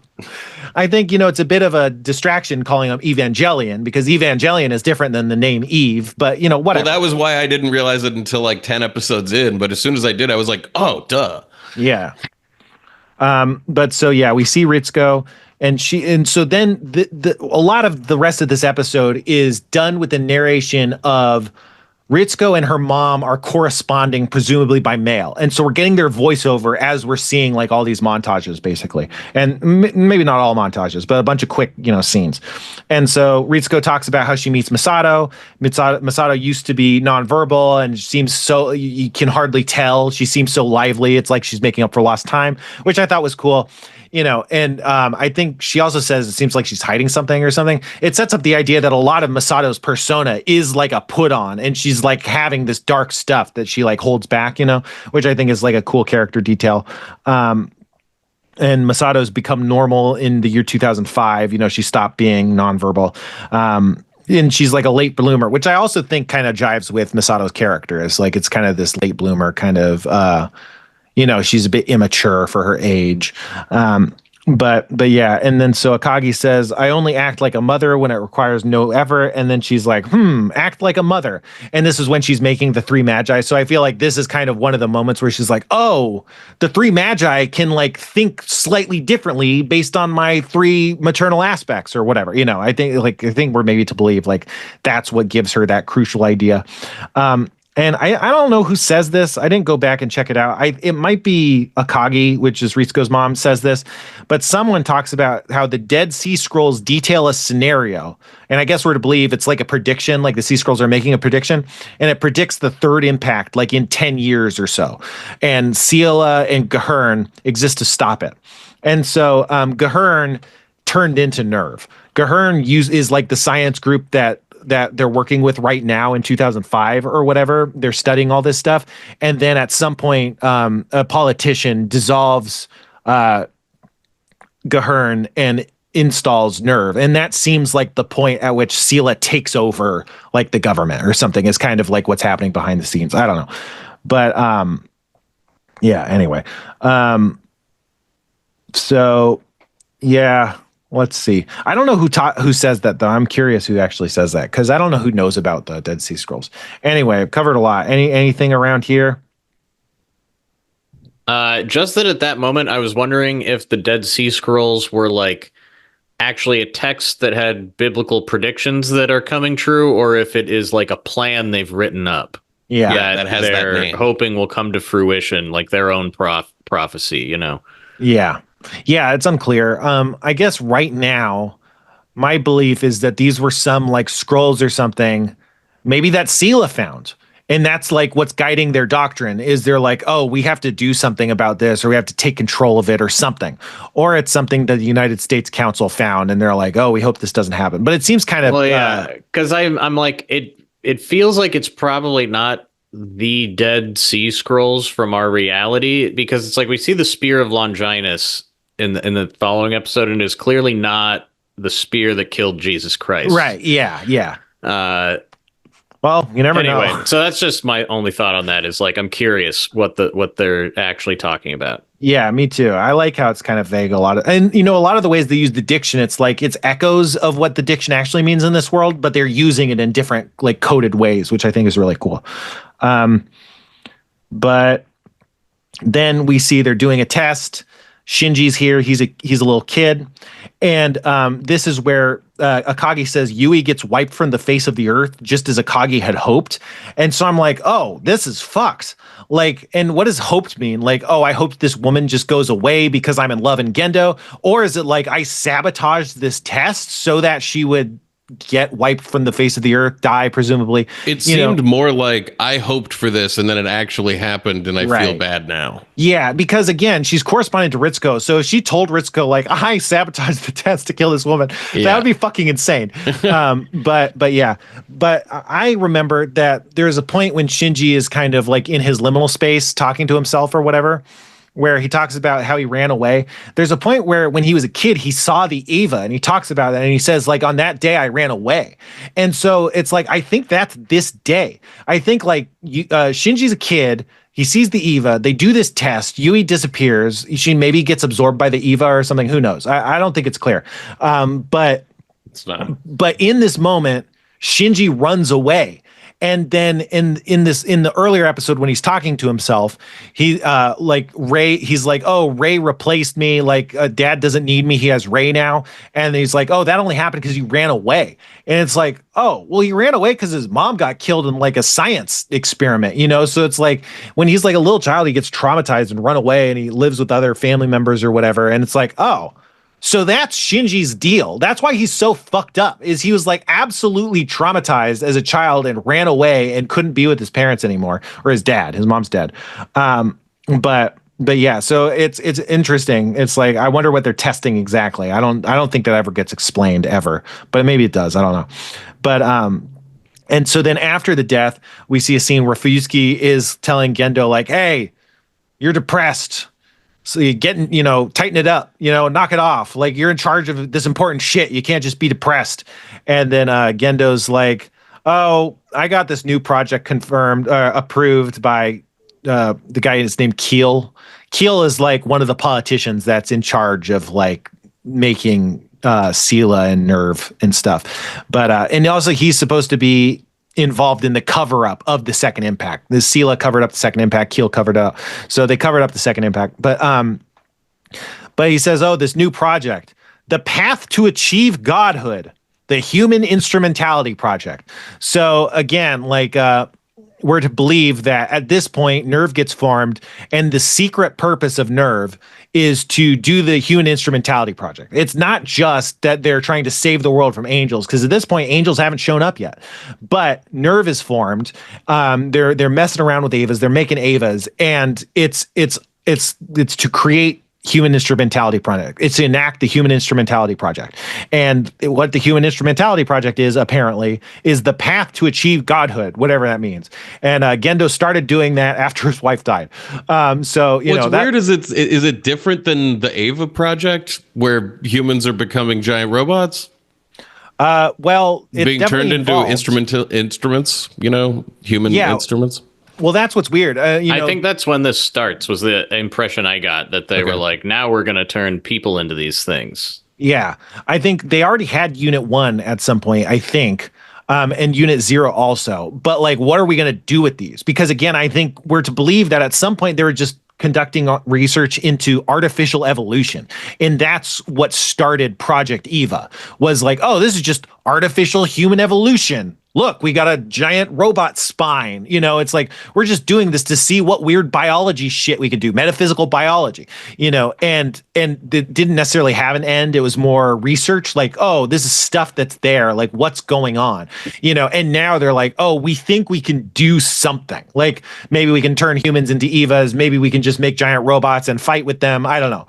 But yeah, I think that's the point where they're just like, they're going from like discovering this new burgeoning science and these new life forms or whatever to, oh, here's this plan that we're going to enact. And Seele is instrumental in enacting that plan. Seele wants to implement that plan. And then if you go back, there's points where Seele is talking to Gendo and they're like, how's the human instrumentality project coming? So it's like, I think they want that to happen, whatever that is. And what it is on some level is that path to achieve godhood, whatever that means. Anyway, so then we find out that Ritsuko gets hired at Gahern. She checks out the HQ. She walks in on Akagi kissing Gendo. And then the next thing we cut to is Gendo brings Rei, who's a little girl, into the HQ, and she says, oh, this is my friend's daughter. And Akagi says, like, oh, this reminds me of Yui. And she looks up information on Rei. There's no data on her. And then she just finishes the Magi computers, and Rei shows up and she's lost, and she's like, oh, do you want me to help you find your way out? And she starts calling Akagi old hag, which the actual Japanese is Oba-san, which in modern anime, a lot of people call people Oba-san or Oji-san. It could mean uncle, grandpa, grandma, but they're kind of related. But I think it's a very demeaning term, but in modern anime, people call people that as like a term of endearment. It sometimes gets translated when it's Oji-san. It sometimes that gets translated as Gramps. When it's Oba-san, sometimes it's Grandma, and it's kind of like, oh, you old grandma, but it's also kind of like, oh, my grandma. So I think in this sense, she's like saying like, oh, you're an old bag, like, but. It also in other anime, it can just mean kind of like an almost term of disrespectful endearment, or just reference the fact that someone's an older lady or an older person. It's just an interesting, that's like Japanese. This seemed like it was definitely like, you. Sorry, my brain just shorted out. Well, she's being spiteful. She's like laughing and making fun of her, of Akagi. Yeah, and she definitely, it was translated as old hag. And it wanted to be like, yeah, you old hag, and she's like, that's rude. But were they, when they said that Rei was like Yui, were they implying that Rei maybe is like Shinji's sister? I think what we know is that Gendo said if we have a son, we'll name him Shinji, and if it's a girl, we'll name him Rei. Okay. And so I think we're in, is this like a secret daughter? Akagi says, oh, are you here with your son? Wait, that's not your son. I thought you had a son. That's a girl. Right. And so I think like you kind of identify it as like, oh, is this like a secret daughter or something? What's going on? Okay. But it is unclear. And it's unclear. There's no data on her. Presumably, there is data on Shinji. So it's supposed to be this black box, and so she's losing her mind because she's being called an old hag, and she says Gendo says, I don't need that old hag anymore, which is an interesting thing to say. And then there's a shot of them kissing, and Gendo's eyes are like angry, and his eyes are open, and her eyes are closed, and it's just like very upsetting kind of shot, I thought. But yeah, so. And then she loses her mind basically, and she strangles Rei. I think we're to believe that she actually kills Rei. Her arms go limp. You don't hear like a neck snap sound effect or anything, but I think we're to believe that she kills Rei. I'm not sure. Maybe she doesn't. But it seems like she does. That's the impression I got. Yeah, too. Like I could believe that she freaks out, like, what am I doing? How could I do this? And stops before the end. But it does feel like she kills her. And then she says, even if you die, there will be another to take your place, just like me. Kind of thinking like, oh, Rei has replaced me and I replaced Yui. Gendo's just going to keep moving on. It's kind of that line, which is interesting because Rei, when she's going to kill herself with the N2 mine under the Geofront to kill the that ribbon shooting angel that Shinji eventually goes berserk and kills, Rei says that. She says, oh, even if I die, there will be more to replace me. And she also says something like that earlier too, like maybe episode 8 or so. But she's been saying it in a Zen way. Right. Yeah. Just like that's the thing is in the beginning, it's like, there's more soldiers. There will always be more soldiers. But now it's like, oh, is she like remembering this like line of someone who was strangling her was saying, it's interesting.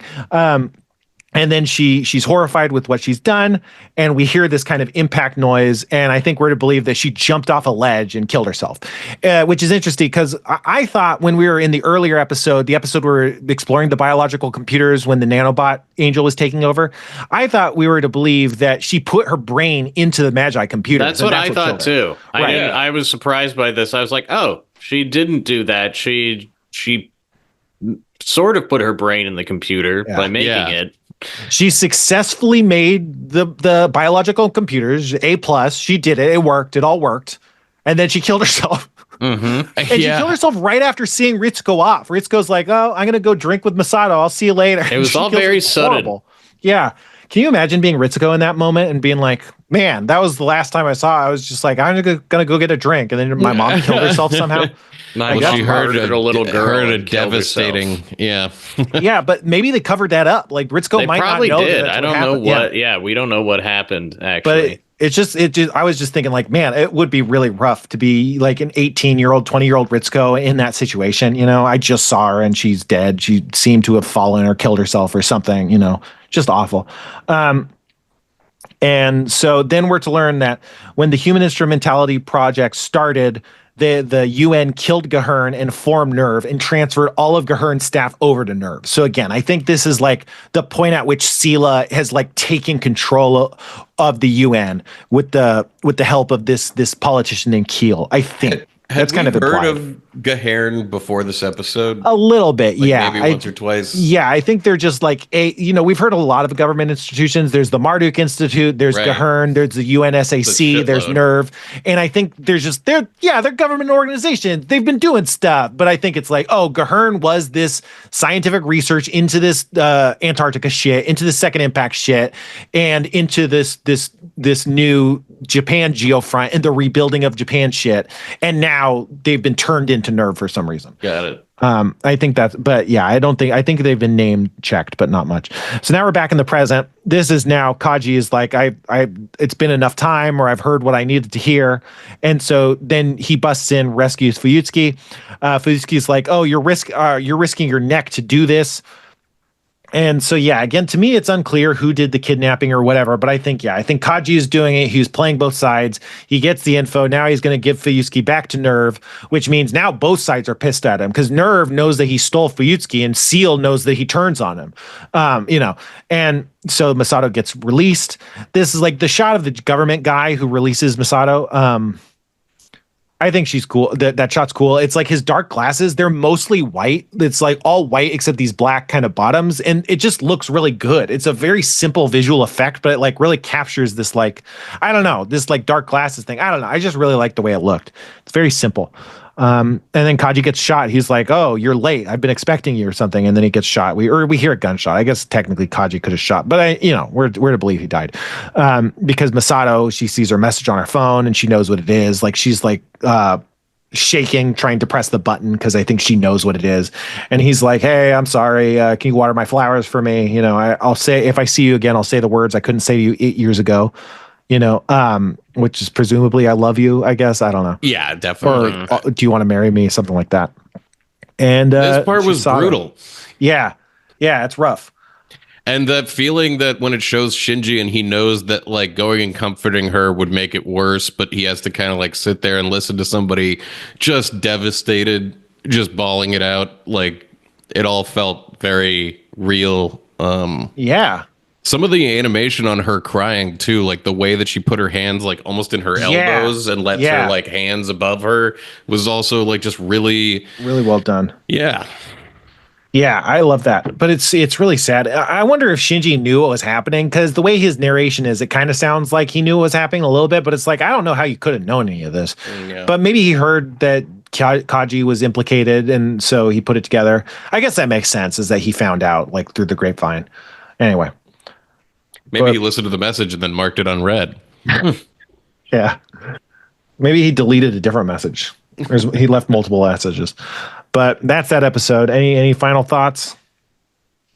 I thought it was real good overall. They still kept some things close to the vest, but told me like enough of what's going on that I've been like waiting to hear. I enjoyed it a lot. I thought it was well done. Yeah, because now we know a lot of what's going on, but we don't know where it's headed, and we don't know some of the specifics. But you kind of like unveiled the surface, and now we're like getting into the darkness, but it's not completely answered yet. Yeah, I want to see what I want to hear from Gendo what he thinks, because clearly there's a lot of assumptions about what his motivations are, and it definitely appears to be that he wants to be a god or create a god, something like that. He's very interested in all of this. Mm-hmm. But what is his actual goal? I still don't know. Yeah, no one knows. No one will ever know. These questions are still unanswered, even today. Biblical scholars go back and forth on the merits. But okay, episode 22. Let's see. Episode 22 starts with a little bit of background of Asuka. She's remembering her past. She's having a bad time. She's really upset. She's taking her loss, her inability to stop the angel, really tough. And has there been another angel since the Ribbon Angel? There has, right? I can't remember the order of them. Yeah. Anyway, she's having a bad time. And then an angel shows up in space. They can't shoot at it. They sortie the Evas, except the Unit 1 is grounded, and she gets attacked by a psychological beam that forces her to go into her psyche in a way we haven't seen with her, the way we have seen a lot of the other characters at this point, going into this kind of like, this liminal dream space almost again. We learn about Asuka's deal, and then they kill the angel, is the basic overview. Do you have any top line thoughts about this episode? Similarly, loved it just like the last one. I feel like I've been waiting to hear more of her backstory, and I really thought it was like a great episode focused on her. There were a few things in this episode that were really particularly mind-blowing. I mean, we'll get to that elevator sequence. Yes, stuff like that. The longest elevator ride of all time. That was awesome. At times, like we've discussed before, like Kevin said that at one point, like his screen went to black and he just sat there thinking like, wow, what a powerful moment that this show's doing that. Yeah. And then it's like, he must have thought it again. Like he was like, is my system broken? Yeah. Or is the show? But, and then halfway through, like she sneezes or she. Yeah, they keep doing just enough indications to be like, this is actually happening. But it's like a good minute and a half, I think, of just one frame. Forever. Yeah. Well, what's interesting too is these two episodes are both 30 minutes long, and every episode leading up to this has been no more than 23. They've been like exactly the 22 and a half minute, whatever it was. Time length, and then both of these are longer, and I love that like this one took up a good chunk of that extra time with that elevator sequence. And I think that they're heavy episodes, and I think like the length of them lends to that heaviness, like you're really sitting in it and stewing in like this darkness a lot. I think it's effective. But so we start with Asuka and Kaji looking at the sky. At this point, this is them being in Germany before they've shipped out to Japan. And Asuka's talking about how they're going to go there. She says she doesn't like Masato. She likes Kaji. And there's beers in cans, and it's like, do you think Asuka's drinking beers or not? I think there's a lower drinking age in Japan, but it seems like she was. It's Germany. Like he doesn't like, she throws herself at him, and he doesn't like, he's the quote gentleman. But I'm like, but why are you in this situation? Yeah, what are you doing, dude? Well, what I love about it, skeezy. What I liked about her thing was that she was like he was like, oh, all these guys are gonna be into you as soon as you get to Japan, and she's like, I don't want any of those boys, those like young little kids. I want to be with you. And it's like he's obviously thinking to himself, like, well, I don't want to be with a young little kid. You little kid. Well, if he was thinking that, would he have taken her for beers on a? Well, I don't know what is like. Sunset? It seems like he's like, I don't know what the circumstances for sure. I don't either. But well, I did just find it funny that she couldn't see that she was a kid to him, and she doesn't want to hang out with a kid. Why would he want to hang out with her? So at 14, minors are able to consume and possess alcoholic beverages such as beer or wine in public as long as they're in the company of and have a permission of a custodial person. Okay. So maybe that was the idea, is they're just saying like, oh, this is normal here or something. Or maybe, they could after the second impact too. Yeah. Where I'm sure the rules changed, but like it could have been like a final night, like, oh, let's go out, like, I'm leaving, so like let's go out for dinner, and that included this after. I don't know. Yeah, who knows? But I mean, obviously, he treats her with kid gloves, but he also generally appeases and kind of like play acts along with her advances.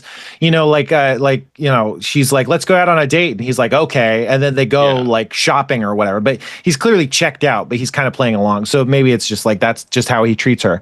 But then she throws herself at him.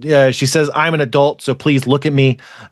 Then we cut flashback to Asuka at her mom's funeral. I think she's like a little kid. And again, like the younger you are, the bigger your features are. But as a little kid, I think she looks so cute with like, she has big eyes and her hair is like these big blobs of hair kind of. I think it's like a great character design. She has a really simple dress too.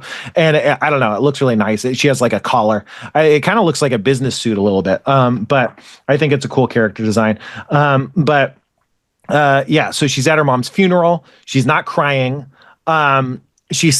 we hear like scientists or doctors saying that Asuka's mom, she advocated for a quote unquote contact experiment, and she became the guinea pig. So she ended up making the contact, whatever that means. And she had a breakdown and committed suicide. And then they also say that might not have been the only factor, suggesting it wasn't just her mental breakdown that caused her to commit suicide. I'm not sure about this. Because then we go and we see that she thinks the doll is her daughter. And This she's is like, really confusing. yeah. And she doesn't recognize her daughter. The thing is, we see some moments where the doll's head is ripped off. And I kind of like was wondering, I wonder if the idea is that when we're seeing the doll's head ripped off, it's kind of in the dream space. So it might not be real or like a memory. It might be more metaphorical. But like, I kind of have this like headcanon of like, I wonder if Asuka got mad, ripped the head off the doll, and that like put her over the edge, and she's like, oh, I'm gonna kill myself because my daughter is dead or something. I don't think it actually says that per se, but it's like it's not clear what's happened. But I somehow from this episode got the implication that her mother attempted to murder her. yeah, that happens later. Yeah. Okay. So there's a point where she says but that's the thing, is that you kind of have to put it together, because she's not talking to her actual daughter as a daughter. She thinks of her as just a girl she doesn't recognize. Mm-hmm. And so there is this voice line that we don't see the picture on, but she says, Asuka, kill yourself with me, die for me. And we hear a voice, Asuka, going like, I will, just don't leave me. Like, just treat me as your daughter. I'll die with you if that's what it takes. And so like, I think like, it makes sense. I think we are to believe that she says that, but she also could be saying that to the doll. And Asuka's like, yes, let's go. Like, talk to me. Like, pay attention to me, you know? And it's just not working. But so it's not super clear. We also see the doll being strung up by its neck, which presumably her mom hung herself too.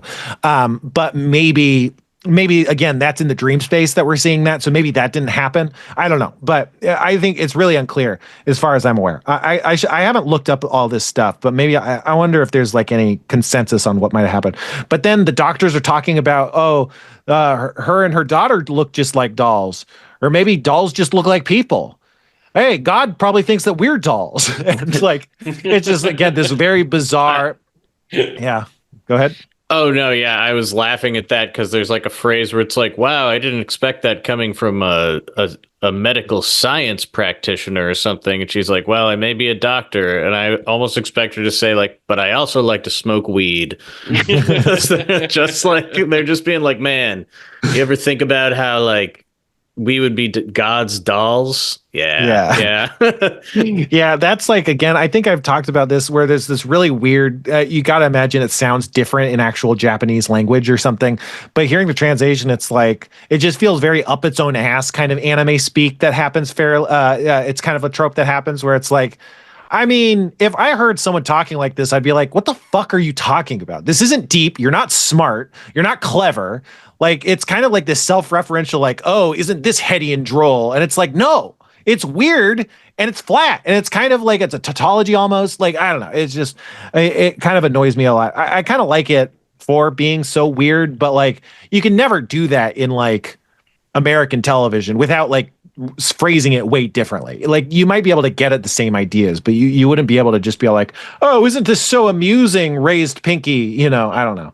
I can't think of any examples, but I feel like it does happen a lot in all TV, where it's like you have a conversation that you want to hit the theme super hard, but the characters aren't talking about the specific thing in the show. Yeah. And it often, comes off as like, you don't buy it as the characters speaking to you. It's obviously like the writers talking to you about the theme. Yeah, I guess I agree with that, but I think the way it comes across in American, it feels so different. But I think that just might be like what sounds good. You know, like Perfect Dark in Japan, the video game, is called Red and Black. And it's like, because in Japan, Red and Black sounds cool in Japanese, and Perfect Dark translated to Japanese sounds like shit or whatever, you know? So it's Jason like Schreier was explaining that in terms of like why shit's called stuff like various day life. Yeah. You know, things that just like doesn't make sense to us, but it's like, it sounds cool. Yeah, exactly. So that's probably the same thing. Like, our version of it would also sound pretty asinine and absurd, like to other languages, I'd imagine. Like, just like, what the fuck are you talking about? But at least, you know, you kind of buy it as like language in what we're used to, at least. But yeah, so So Asuka, she's not crying. They're like, "Oh, Asuka, it's okay to cry," and she's like, "I'm not gonna cry. I'm gonna think for myself, and I'm gonna grow up." And then I won't need anyone to rely on anybody. Or she says something like that. The idea is like, oh, I don't need sympathy or compassion. I'm strong enough to withstand all this stuff, which is interesting. Because again, like when she says, "I'm an adult, so please look at me," like it kind of gets back to her like backstory is like, I feel the need to present this stoic front that nothing is bothering me because that's what I'll believe will give me parental validation that I never received, is kind of like a big theme in this episode, you know? And so then we come to the present. Asuka's in a sync test. Her sync levels are dropping. Ritsuko says, "Oh, we can't repair both units right now. We don't have enough resources. So maybe let's just repair the unit 0 instead of the unit 2." And so then Misato's looking at unit 1 and she's like, "Oh, it's so crazy. Humans will use this thing that almost killed us all to survive." She's kind of like likening the Avas to Adam because she barely survived, you know, the second impact. But she's like, it's so crazy that it's so human to use this thing that almost extinct us all to like stay alive. And then Misato is talking to Hyuga. Hyuga's the glasses guy. And Hyuga's like, they're constructing units, EVA units up till through 13 across the world, like across all bases across the world. And she's like, why are they making more of these things? And he's like, I don't know. Maybe, you know, they thought we needed more firepower, whatever. We're getting better. We're getting our budget doubled. And Misato's like, they're feeling desperate. They're getting nervous. They're hiding something. They're after something. So like Misato's smelling out like that something doesn't add up here. You know, I think, you know, in the aftermath of seeing Adam in the terminal dogma and then dealing with Kaji's disappearance and Kaji's, you know, ploy, I think she's like, something crazy's going on here, you know, and she's trying to figure out what's going on, which is cool. Any thoughts on any of this point? Or the Asuka stuff before? I guess I kind of plowed through that. Oh, no, yeah, the Asuka stuff, yeah, it's great. I feel like it really clearly draws like what her trauma is specifically, and it makes sense why she behaves the way she does. The way the show details trauma is just like unparalleled. It's crazy. It's amazing. It's so good. I feel the same way. And as for building more Avas, cool. They can get a lot more seasons if they build more of them. So, you know, go for it. Yeah. Now, you know what the Ava pilots need is freaking Severance implants. Yeah, exactly. Yeah. So Asuka, she's calling Kaji. She can't get a hold of him. It says that the number's been terminated or something. So it's not just like his mailbox is full. It's like, no, they killed his phone number. And she's like, that's weird. And then she sees Shinji and Rei talking to her, and she's mad that they're like going back to normal. She's like, why aren't they more upset? You know, and she's like pissed that they're kind of holding it down and she's not doing so well. And yeah, I was just thinking like when she couldn't get a hold of Kaji on the phone, this is like when she starts spiraling basically. And it's like, oh, there's an extent to which Kaji is this surrogate adult validation figure throughout her life. And now he's gone, not giving that validation to her. He kind of is, again, it's with kid gloves, but he's kind of treating her like the adult she's pretending to be. And she's like, oh, this is my persona, my defense mechanism. It's working. I'm getting love. I'm getting validation from like an older parent figure. Like this is validating my whole way of life. And now that's breaking down that Kaji's not around, like, and that he's like actually gone. So there's this tense, dinner. She won't answer the phone. Asuka thinks Kaji's calling Misato, which that's like a knife to the heart. And Misato's just like, that's not going to happen. And she kind of registers that as a little bit weird, I think, but she doesn't go deeper than that. Then Shinji gets the phone, and Asuka gets pissed that Shinji's getting the phone, and it's Asuka's mother. It's apparently her new mother, and so she talks completely different. She has this really cheery kind of German accent, and then the second she hangs up the phone, her face gets so dark and sad, and she explains, "Oh, this is all fake bullshit." Like, and Shinji's like, "I'd love to have a nice talk with my mom," and she's like, "You don't understand. It's just stupid. I don't like talking to her," and yeah. It's cool. And then she kind of vents a little bit to Shinji. She's like, you don't understand what it's like. Like, it's not real. It's all superficial. I wish like this was a real family dynamic, but it's not, which is interesting because her mom probably cares about her. It's just not what she needs because she's so damaged. You know, she can't like appreciate what it is. But then she's like, why am I saying this to you? And she gets like this big kind of puffy anime face. And I think that's like a great drawing too. It's like really, exaggerated. The show's really at its best when Shinji's being super nice and everyone's yelling at him. Yeah. It's interesting though, because I think that connects to later, like how she gets mad at him specifically. I think she sees a lot of Kaji in Shinji in a way that's really frustrating. But yeah, then they're back in the test. On the screen it says mode : fiery direct, which is like, I don't know what that means, but that's kind of fun. Her mode is fiery direct or something. Her sync rate's even lower. Masato's like, well, she's on her period, and Ritsuko's like, well, that shouldn't matter. Physiological stuff, it must be something in her unconscious, which is like, I mean, yes, that's true, but also it's like your period makes you irritable and stuff. So it's not like, oh, blood coming out of her is making her sink. It's like, no, that's not what she's saying. Like, it's harder for her to focus on sinking because her mind's all messed up, which I don't know. Ritsuko just being like, that's nonsense. Like, to me, it's like a weird thing, but she's right too, because it's like, oh, there's something in her subconscious, and there is something in her subconscious. Well, yeah, I liked it all because it was like, it's just such a holistic picture of like, she's breaking right now because everything is just going wrong today. And like, she gets mad at seeing people happy. Like, she's really just like tearing herself up inside. Right. And it's like, she's growing up literally, like physically, mentally, emotionally, and they're trying to turn her into a robot, and it's not cool or fun. Yeah. And also like, since Shinji attacked Toji, like that was kind of like this big crack, this big fracture in what had been a mostly functional system. Mm-hmm. It was like the first crack. And since then, like everything's just falling apart and everybody's falling apart, and I think this is like, and then Shinji gets lost in the Eva and they have to pull him out and stuff. And like, I think like here we're just seeing like everybody's hanging on by a thread, like everything's falling apart. Shinji and Rei are doing a pretty good job, because they're well adjusted and used to nonsense, or they're, broken brain in a very specific way. But everyone else is having a hard time. Masato and Ritsuko are kind of arguing with each other. They seem really like snippy and cutting at each other. And it's like, even they're kind of catty at each other at times, but here it feels like they're really hurting each other. It's like, man, like they're even hanging by a thread. Like everybody's not doing well.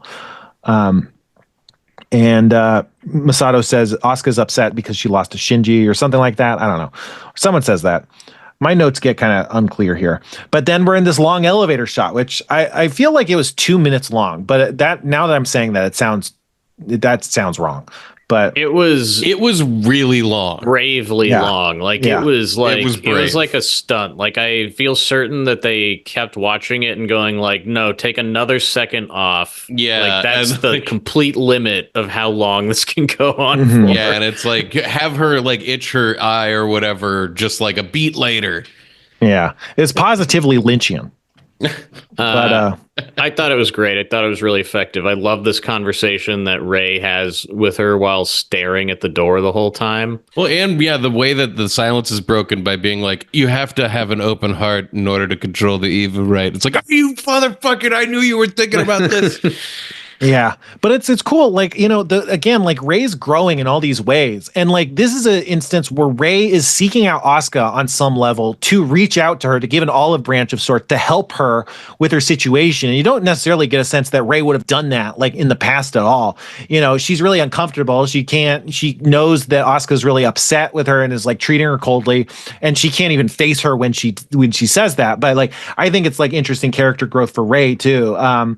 And it also feels like she feels pained even bringing it up. Like, I know this is going to hurt you and me for me to be saying this, but I really just have to let you know, like, the reason this isn't working is because you're closed off. This robot's not a robot. It's a living creature that makes a heart connection with you. And that's what makes it work. And it's not like what's not working right now with you is that you're so closed off. You're closing yourself off to making the robot work. And that's something that I know as like this mysterious, alien or whatever kind of robot girl. but I like it's important that you understand this. Like, and that's her like making a human connection with Asuka too. But and obviously that sets off Asuka's externalizing. But I really love that. And in the Japanese, I don't think it's happens in the sub or in the dub, but in the beginning of this episode and at this point, Asuka makes this noise where it's like which is it's kind of like a deep sigh, like a disrespectful sigh, but how it comes across is like it's like a very weird sound in the Japanese, and I wonder like if culturally that is like it's like saying harumph or something. It just has very specific audible meaning, but it's the second time she does it in this episode, but it's weird. And Asuka does it in other episodes too, but she doesn't do it like twice in an episode.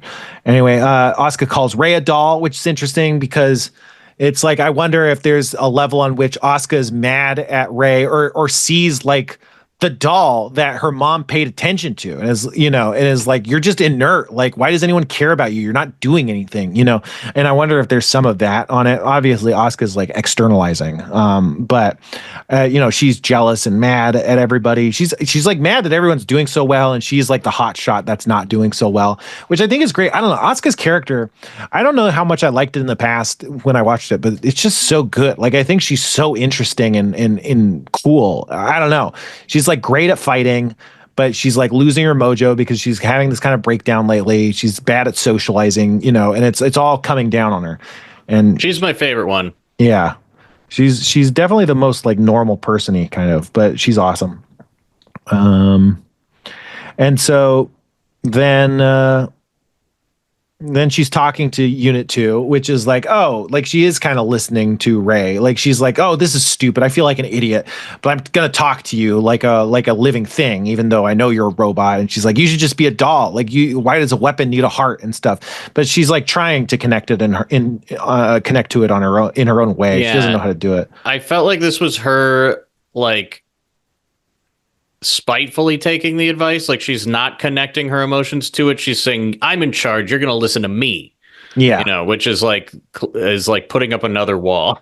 Yeah, it's like bargaining. It's like I'm ostensibly taking your advice, but really I'm not taking it to heart. Or like I'm trying in my own way and my own barriers are preventing it, that this is the only version of it I'm capable of right now.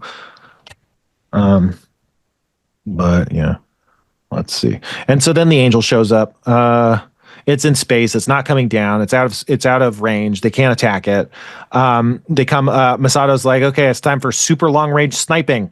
Unit 2, you back up Unit 0. And also, Unit 2 and Unit 0 are now fixed. They're operational, even though Ritsuko says they don't have the resources to repair both of them. But they do. They repair both of them.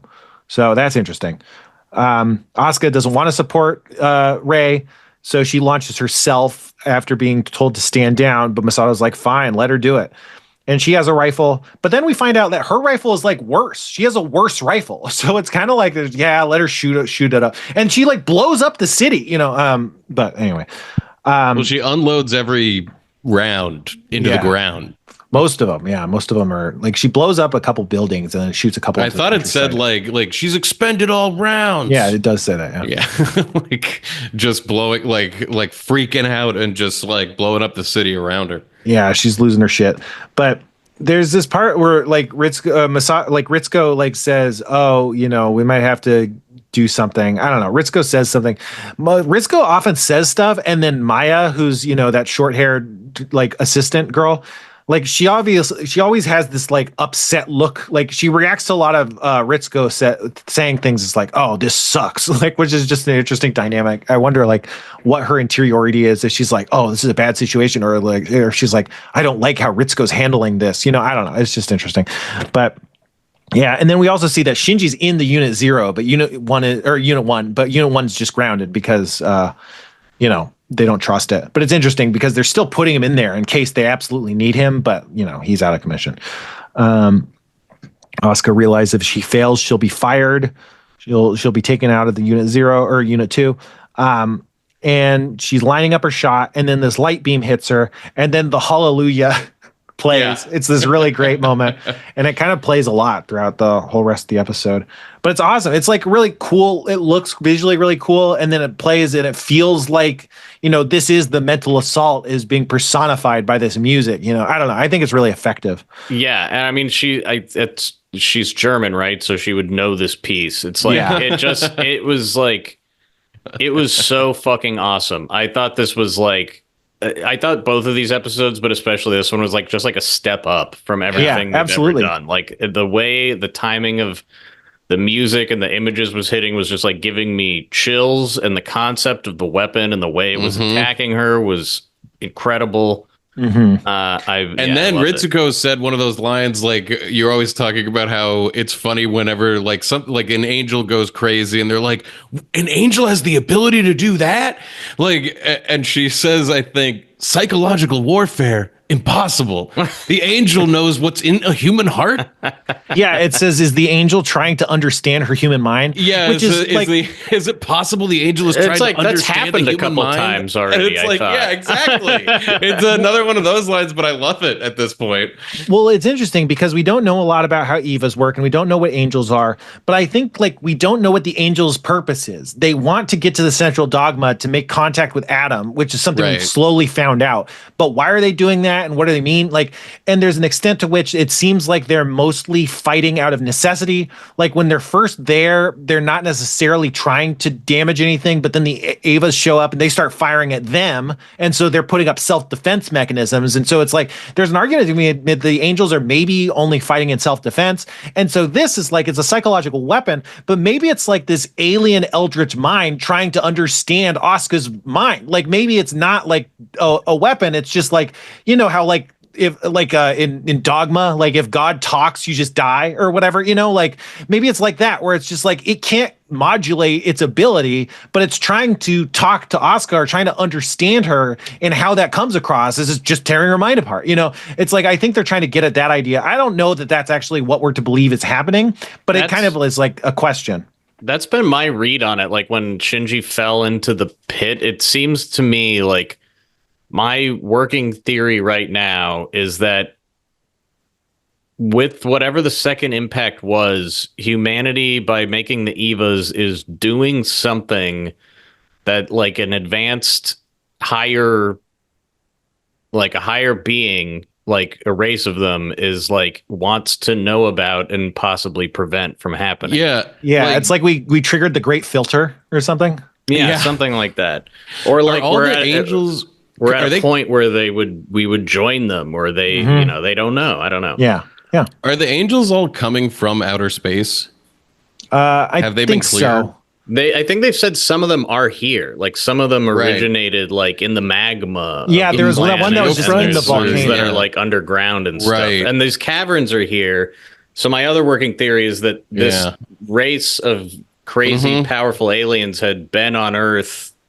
And that's what I'm coming to, while they were dormant or something. Like, and that like maybe when we woke Adam up, it sent out a signal, and this alien race that exists elsewhere in space is like, we should go contact Adam and ask him what's going on. Or maybe Adam is like their ultimate bad guy, and he was in jail here, and they're like, wait a minute, something got Adam out of jail. I have no idea. Oh shit, put him that back. Makes sense. Yeah, it's kind of feels like kaiju or something. It's like, oh, we delved too deep and woke up the Balrog or whatever, Let's see. So she's getting psychologically attacked. She fires wildly. Her head hurts. She hits the city. She runs out of ammo. They say that the psychological weapon is similar to an AT field. It's causing psychological contamination, which that happens a lot. Anytime they take damage while they're in the Evas, they're at risk of psychological contamination, whatever that means. At some point, the O2's helmet kind of opens up in two segments, and we see under the kind of green lens eyes that the Unit 2 has, now there's these white light eyes that are underneath, which is a really interesting visual kind of conceit. I think it looks really cool. And, she's like, you're defiling me. Stop raping my mind.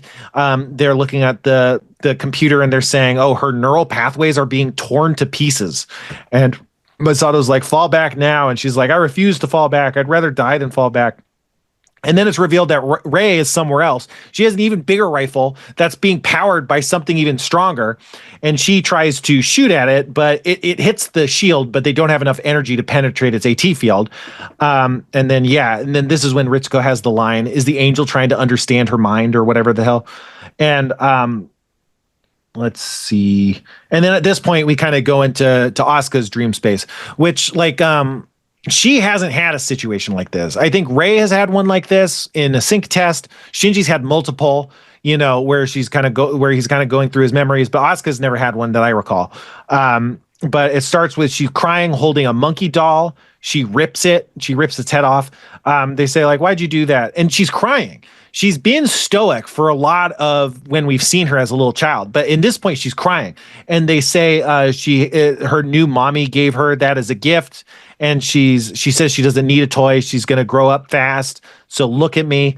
Which again, it gets back to what she said to Kaji, which is, I'm an adult, so look at me. But it's interesting. Like, she's been bottled up when her mom died and all this stuff, but like this new mom figure giving her a gift and paying attention to her, that's what triggers her floodgates. Like, that's why she's crying, is like someone is actually treating her like a child, which is again piercing her kind of childlike idea of, if I grow up really fast and be self-sufficient and never need any sympathy or compassion, then people will love me and give me validation, which that's also in the adult children book too, is that children, emotional, immature parents feel the need to grow up fast because they don't feel any benefits of being children. They don't feel like childhood is a safe place to be. So they figure, I'll just become an adult then. Might as well start making money and getting a job, like if I'm not going to get rewarded for being a kid and have fun in my child life, so more parallels.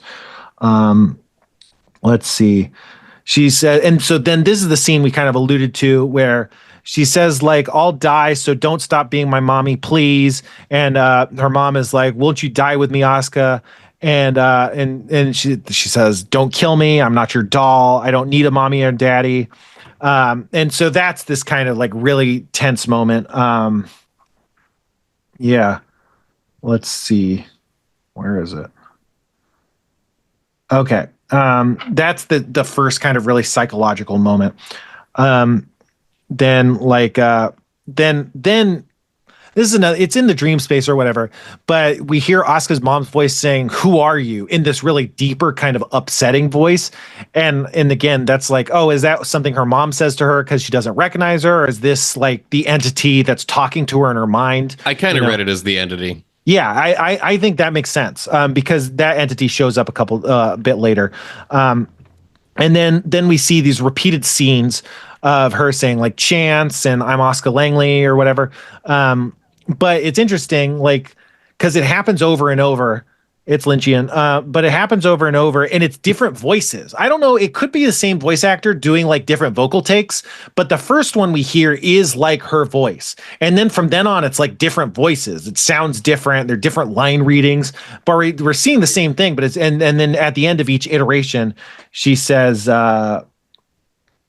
that's not who I am, which is interesting. It's like, I don't know. Did you have an interpretation for that? Because I didn't really understand that, but it's like, I felt like it was showing like first, like how she wants to present herself to the world, which she's like, hi, I'm whatever. And then it's showing her two sides of herself that she tries to repress and fails to constantly and is like ashamed of.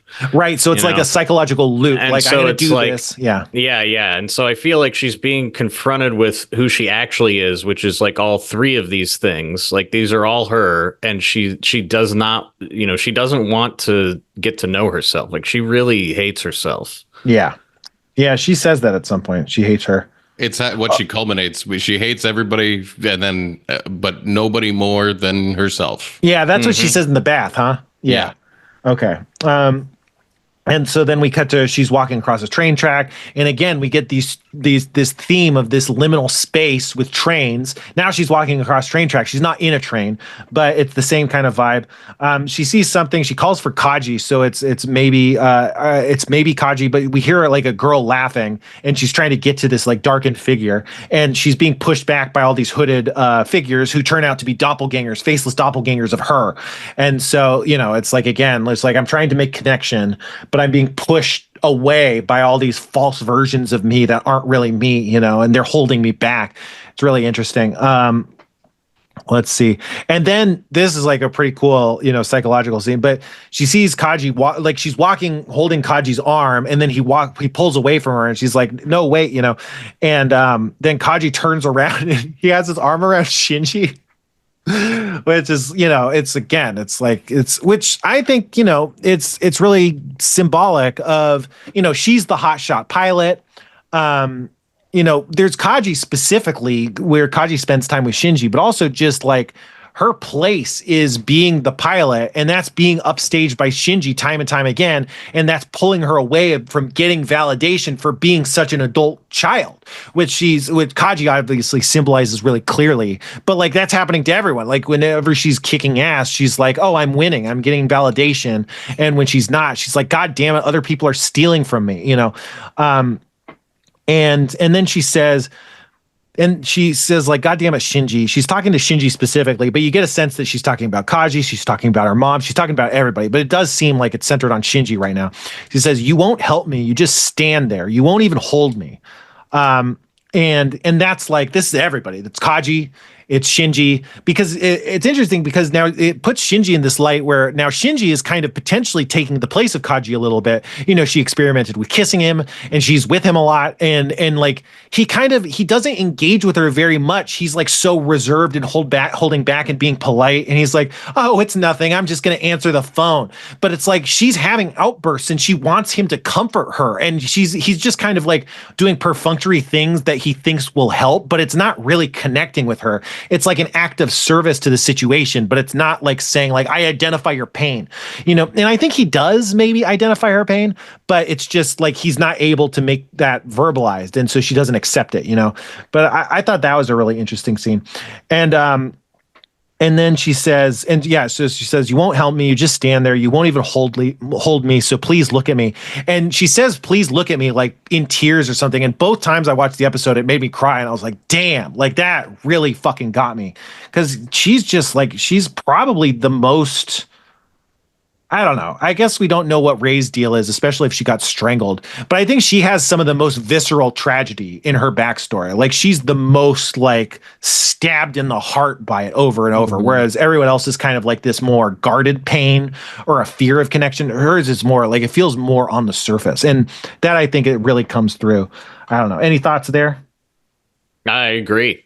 Yeah. This whole thing was so like relentless. It was like really intense.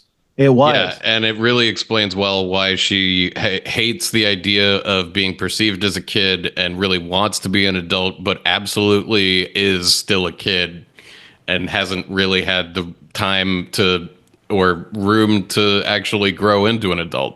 Yeah, exactly.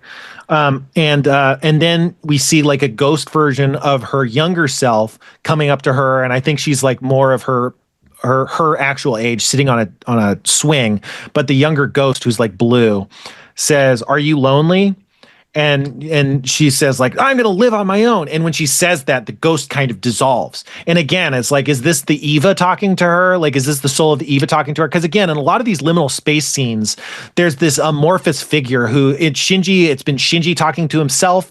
Shinji also talked to Rei, and Shinji also talked to this just shadow being, this kind of nondescript shadow of a person. And he's talked to all these people. And it's like, there's an argument where I think you could say that was the soul of the Eva kind of talking to him. And so it's like, oh, I wonder if this little girl is the soul of the Eva, or maybe it's the angel using the psychological attack, kind of trying to go for her weak points, because then we see the hanging doll, like this close-up face of the doll, and the doll has like this wicked grin and it says, "You're full of it." And then then reality shatters. There's like the pot breaking sound effect and she's screaming, and that goes really fast.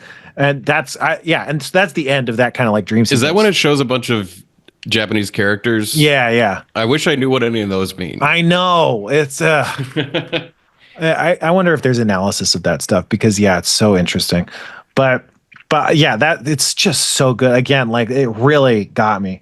And it's interesting. Like because there's, again, if it's the soul of her Eva, I think there's an argument where it's like it's trying to connect with her while she's at her lowest, and even then she still puts up defense mechanisms and dissolves the ghost. And that you could believe that this might be a moment where she could go full synchro with her Eva the way Shinji did, and maybe she could like get crazy strength and fight back, but she closed herself off instead.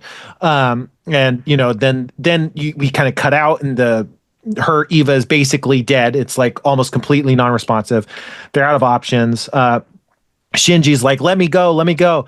And they're like, it's too risky. And he's like, don't you mean I just have to dodge its attacks? And Gendo's like, that may not be enough, which I think is interesting because I think that's like the most kind Gendo has treated Shinji in maybe the whole run of the show. He's just kind of treating him like an adult. And he's like, I mean, that's a decent point, but I'm just not sure if that's going to work. More like not just like, hey, shut the fuck up, Yeah, it's a dangerous plan Shinji has.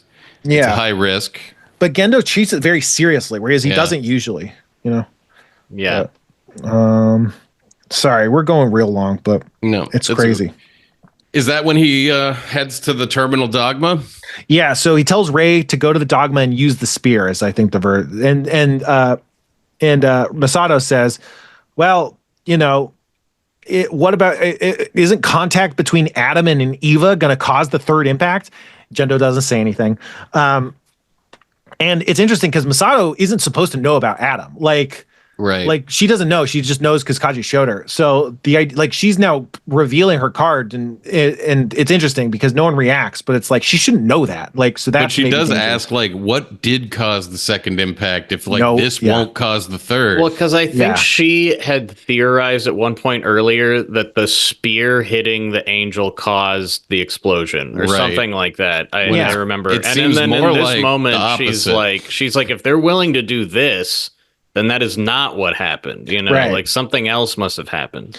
And in the security footage of the last episode, they say that they injected they injected DNA into Adam, and that made the spear sink in to the Eva. But that implies that the spear itself didn't cause this. It was the injection of DNA that caused it.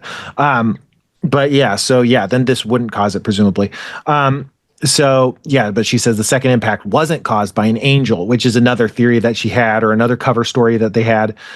Because that's the thing is, I think Fuyutsuki kind of says officially it was a comet, but actually it happened when an angel contacted Adam. But it's like, wasn't that either.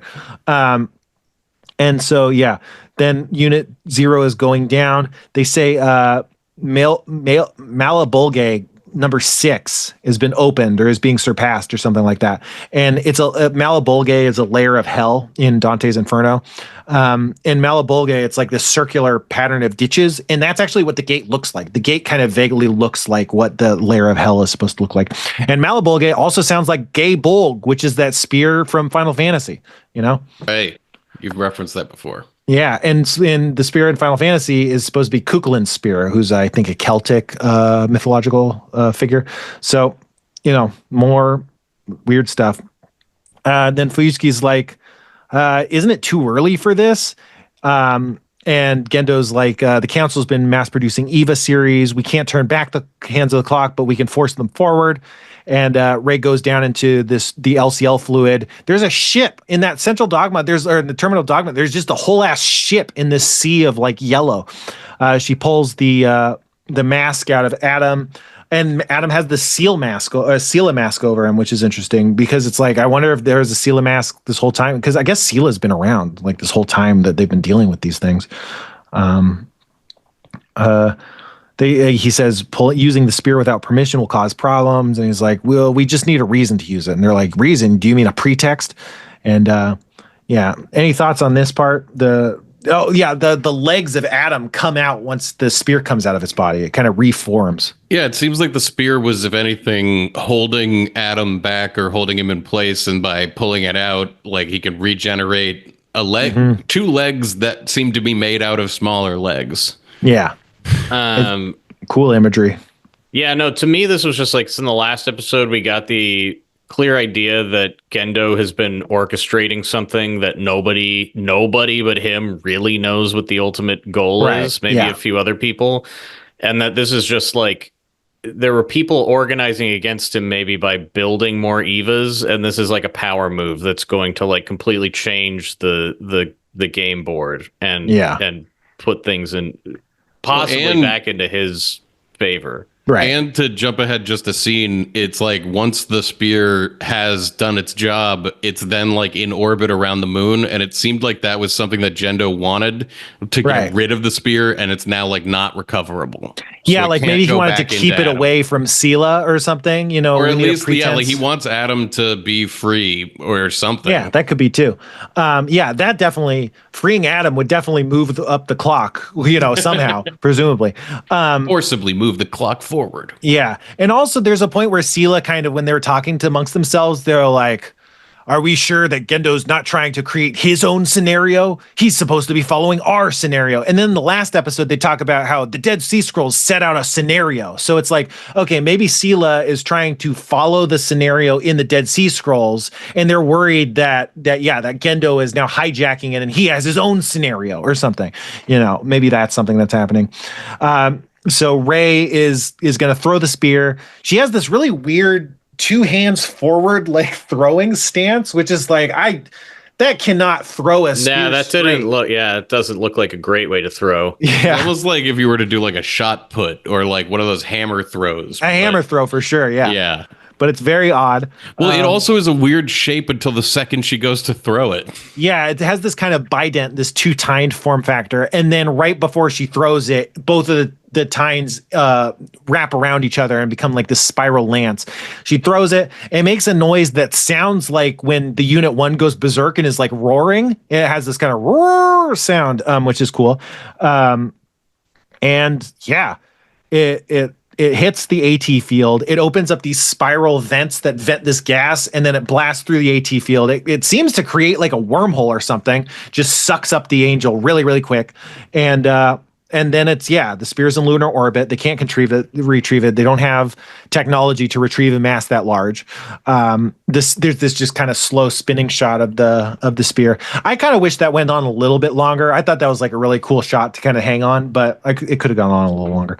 But yeah, so Asuka's kind of sitting. Shinji's glad she's okay, and she's really pissed. I'd rather die. I'd rather die than be saved by Rey. I hate you. And that's the end of the episode. So it's like, even, you know, she's really not doing so hot. And that's it. But a couple of crazy episodes. I mean, there's only 4 left after this. Yep. Before the movies or whatever. We might have to slow back down. I mean, I guess we won't probably talk about television for an hour before, but yeah, this a supersized episode. Yeah. Or maybe we could cut it in half. I don't know. Whatever. We'll figure it out. Kevin, figure it out. Kevin, what did you think? Yeah, I do want to talk to Kevin about these episodes too, so I have to figure it out. Maybe I'll try and get him in a mini episode. Well, yeah, whatever. Kevin, figure this out. But yeah, I feel like we're really crashing towards this finale, or, you know, like it's like actually revealing, you know, we're definitely in the final episodes. I'm excited. The hands of the clock are forced forward. Like everything I was hoping would come is coming, just in terms of like how well it's good. Yeah, I just love it. It's really exciting. It's really good. I love this. It's such a good anime. It's so like, and it's so old. Like, shows like this do not happen. Like, it's a very singular work of art across any discipline, you know. I can't wait to get done with the series. I also I was talking to somebody last weekend, and they were talking about Eva, and I was like, no spoilers. I'm actually like really close to the end. And they mentioned what they mentioned. Just that the finale made them cry because like more than they'd ever experienced in anything, and that it was like I think they meant the end of the show was like this unbelievable piece of art, like just this like the greatest thing they'd ever seen, and it you know, they spoke very abstractly, and it was very exciting. I think if you like these episodes, I think you'll probably like the finale. I mean, I think there's people that are like, what the fuck with the finale, but I think, again, like I just said, it's like such this singular piece of art. Like up till the finale is like that, but then the finale itself is like, I can't even believe you do this. It's like, you know, it's like Twin Peaks, where it's like, I can't believe it got on the air. Like, I was gonna say, is most of the episode driving in a car to like across the desert? Yeah. It's well, that's what's so crazy is that Mr. C is in the finale of Ava. But okay.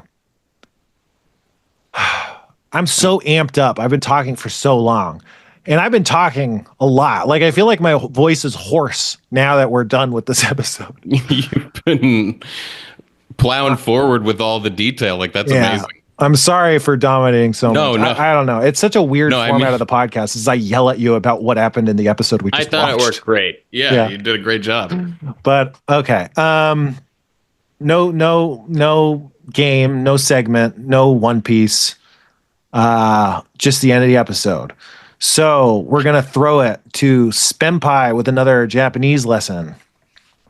Hey kids, did you know you can learn Japanese? Goodbye.